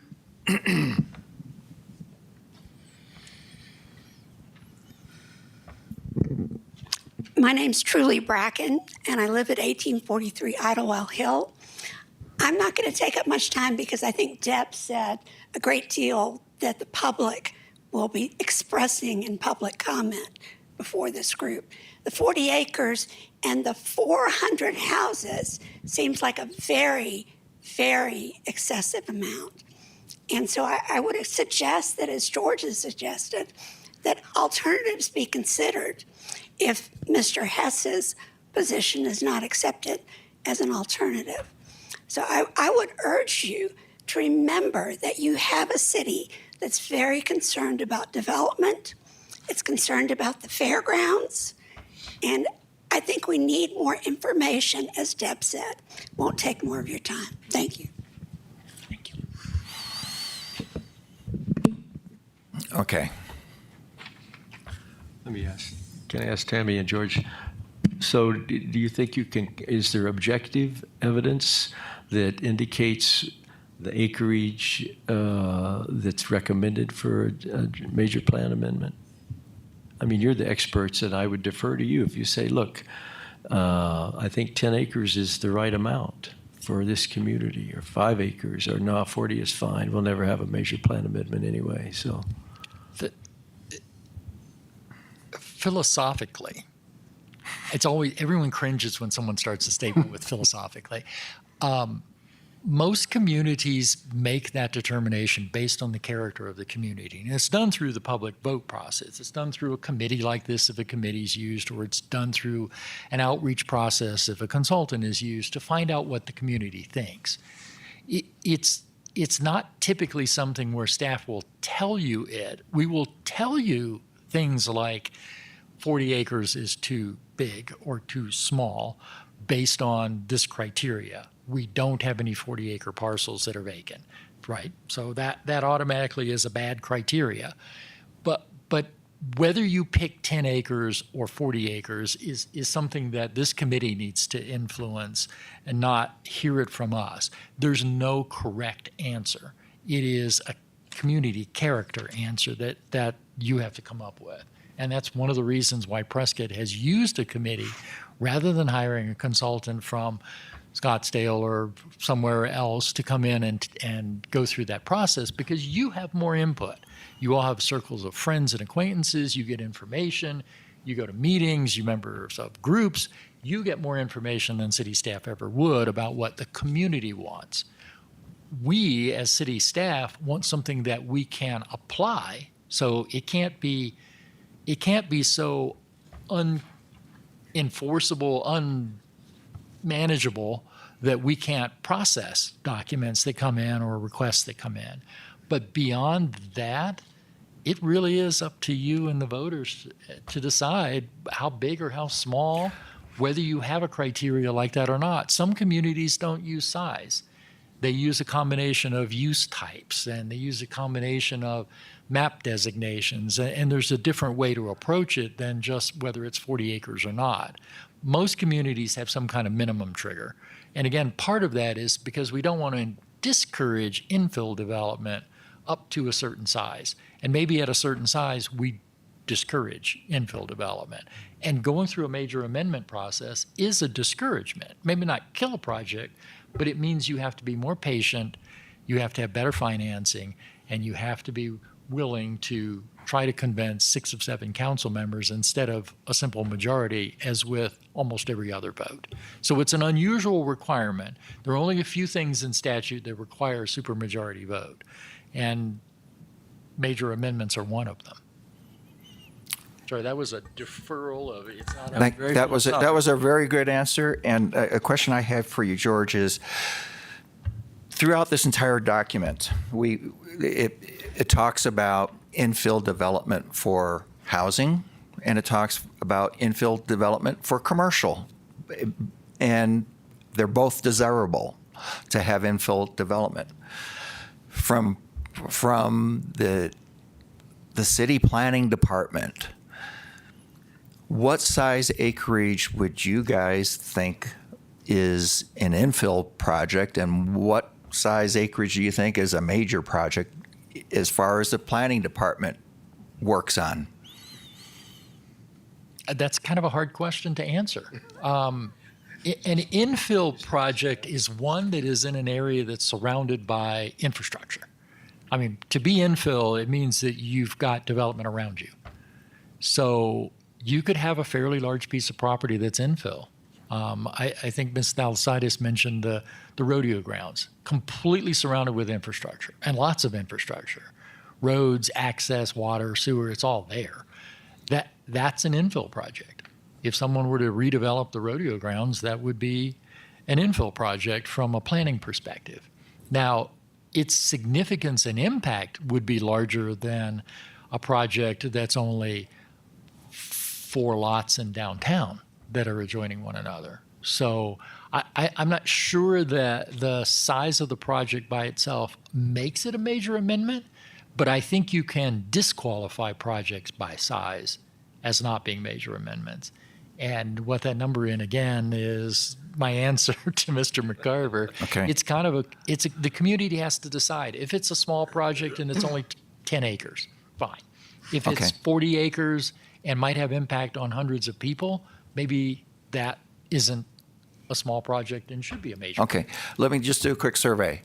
Jim, what size? Yes, has a comment. Well, let me do this real quick, and then I'll get to Ralph's comment.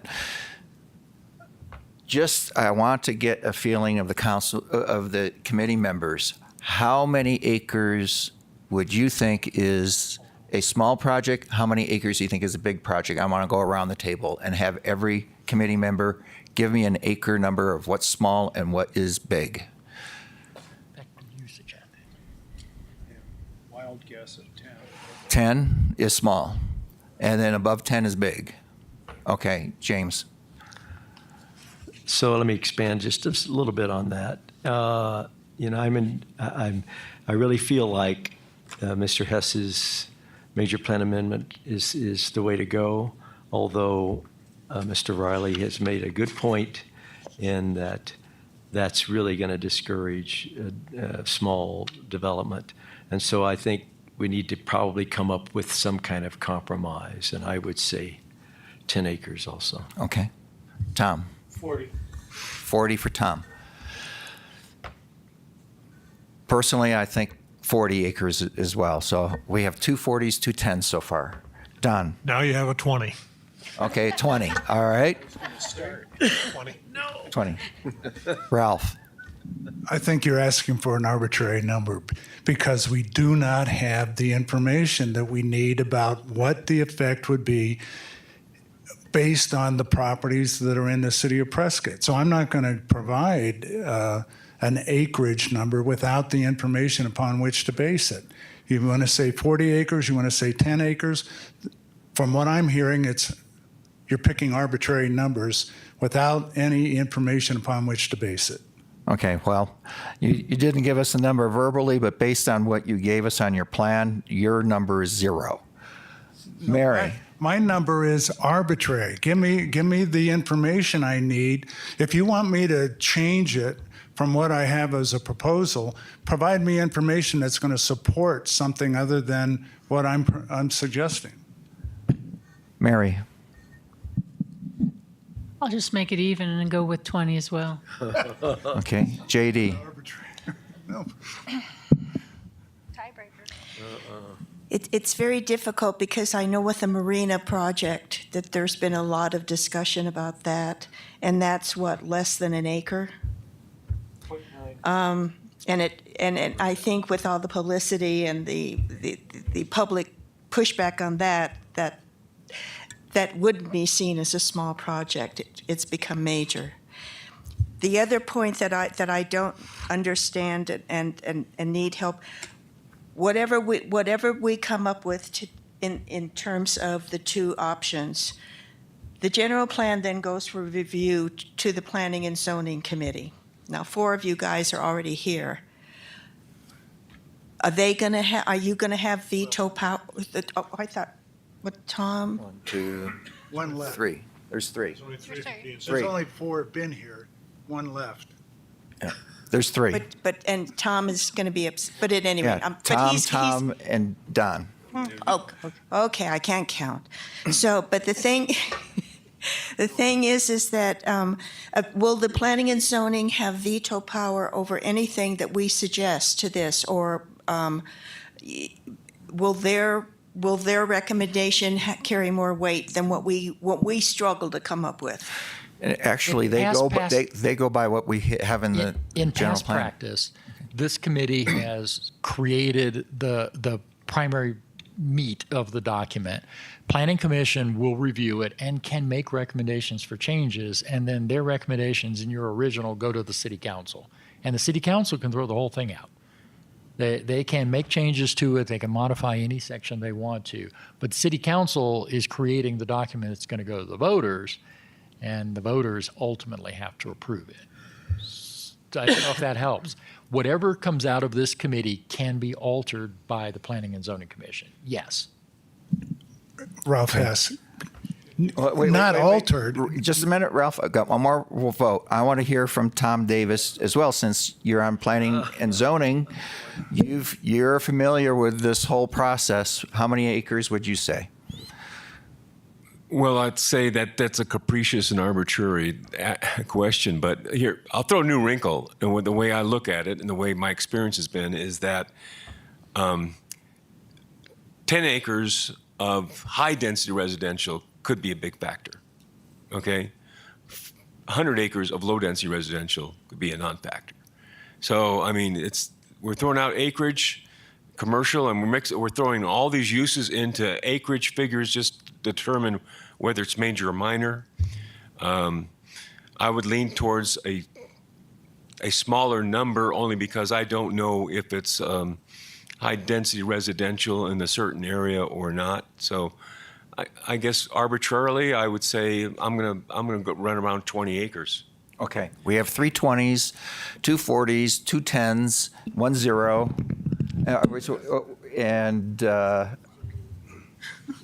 JD, you didn't give us a number. What was your number? I guess with Tom's reasoning, I also would go with the 10.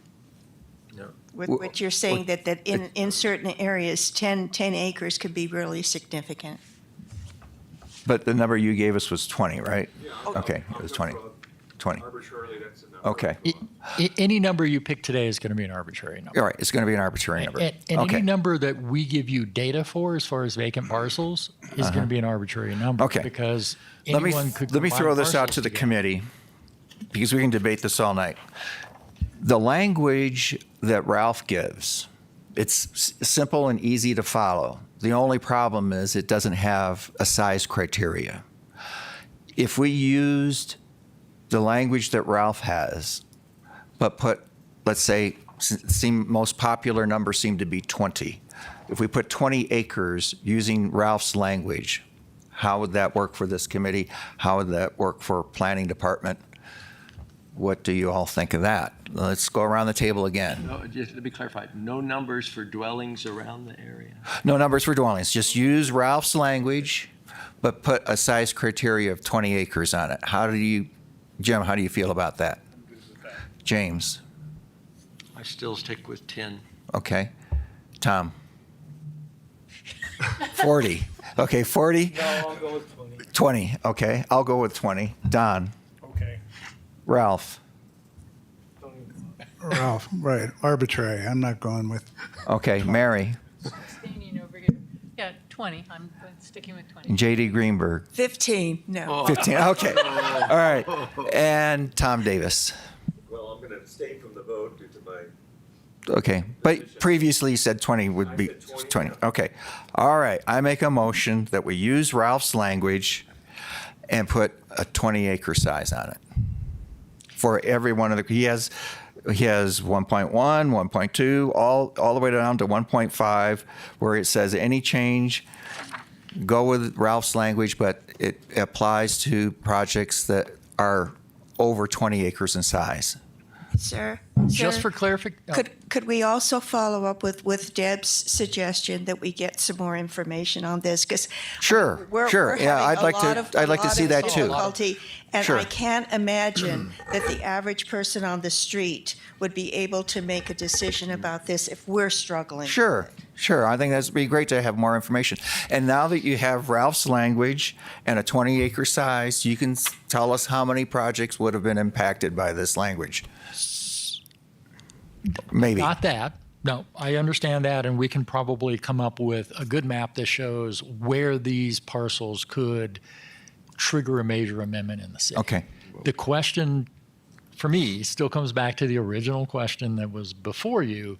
Do we offer an alternative or not offer an alternative? I'm happy this is an with just amendment to- one. It's like take Ralph's plan, but put 20 acres on all of them.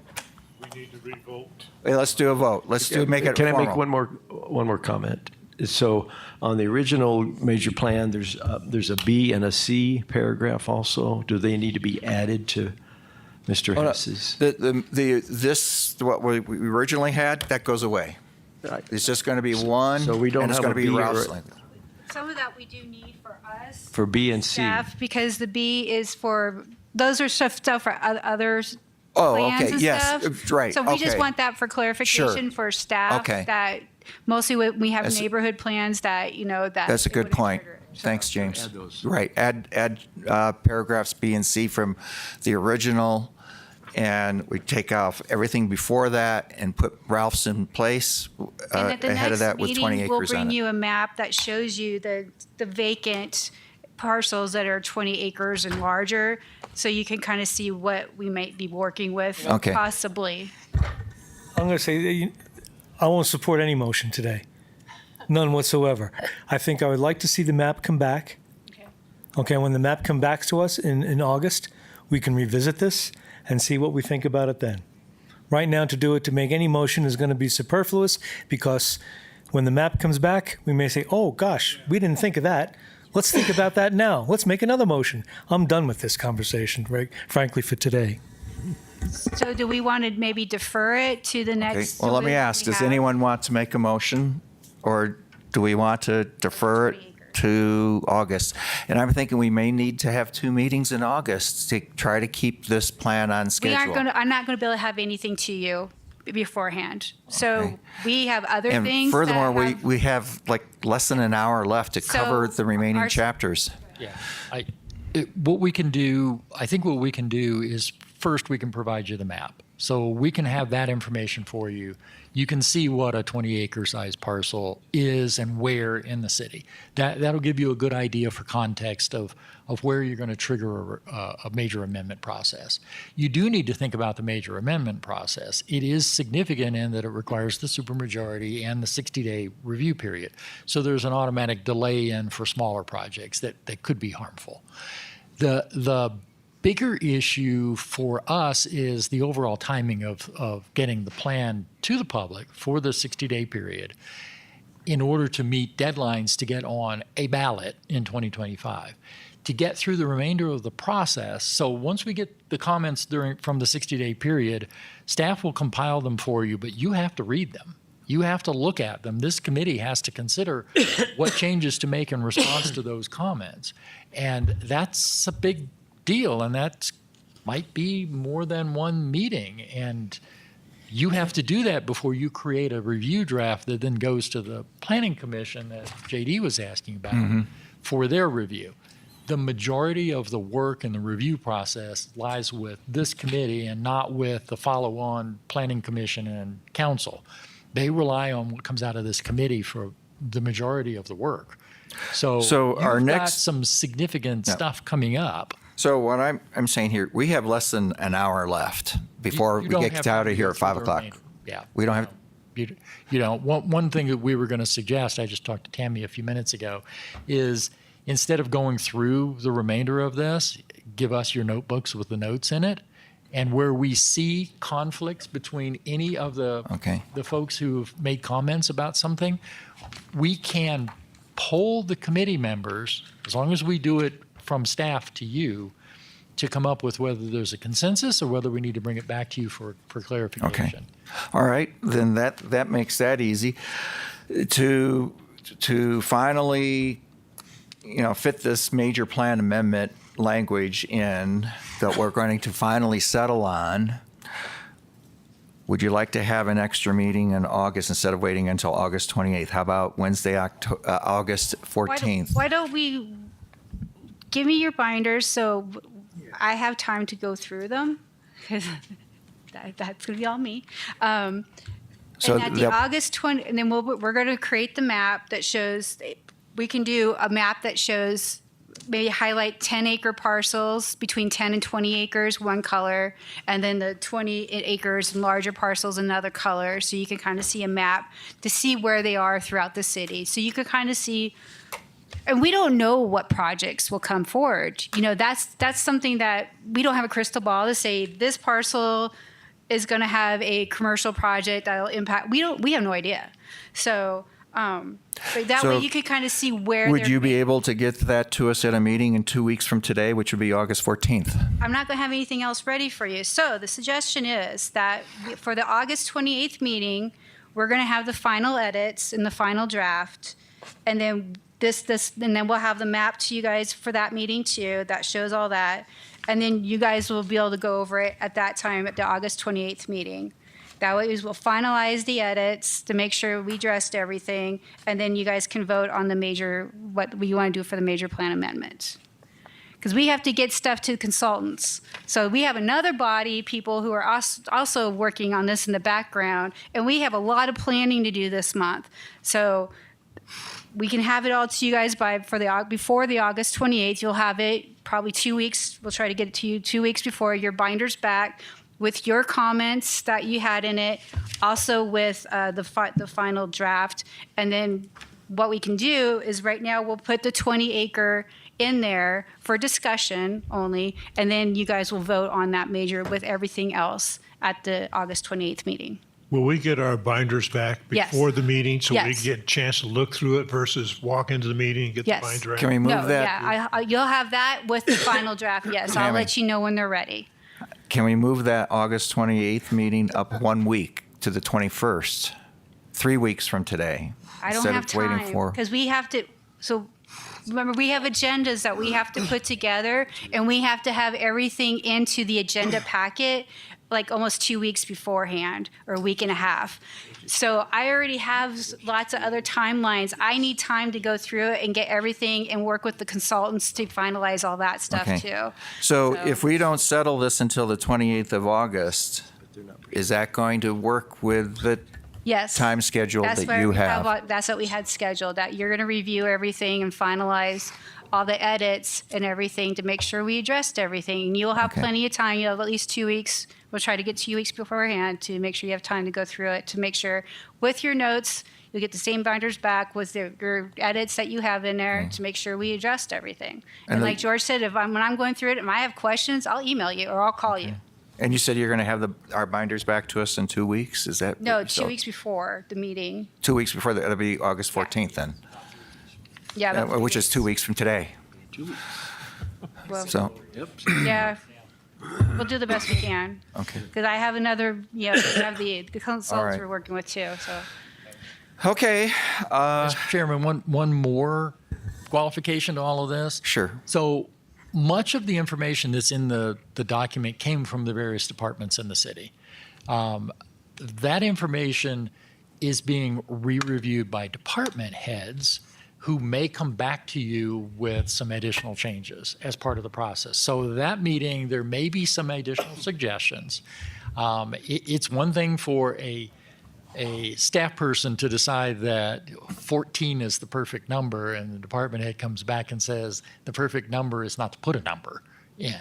I mean, that's part of this discussion today. Do we need a number? So they're reviewing it over the next couple of weeks. Their changes will come back to you on that same meeting. So we'll have the draft document, any recommendations for changes from department heads, and the discussion of the major plan amendment criteria. Okay, It'll be a busy meeting.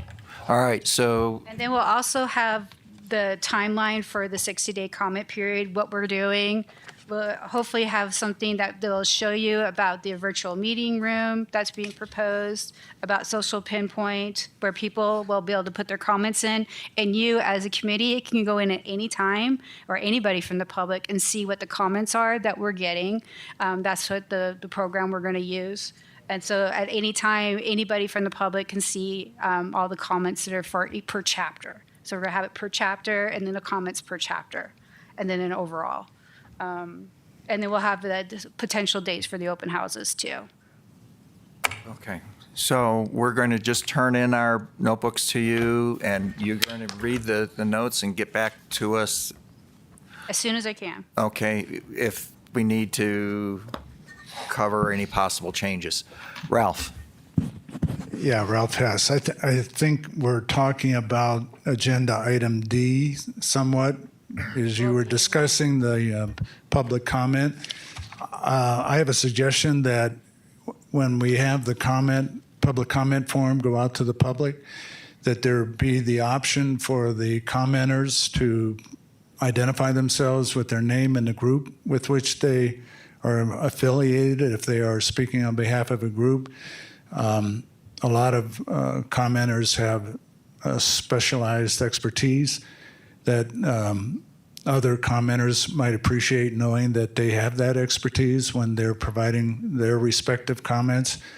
And the other question I have is, when we received written comments from individuals previously, and I had asked that we review those as part of this draft, the response was that they will be provided during the 60-day public comment period. So will those written comments also be published on the city website with the identifying information about the folks who presented They all those? are that I've gotten so far. Right? They're going to be scanned into a PDF.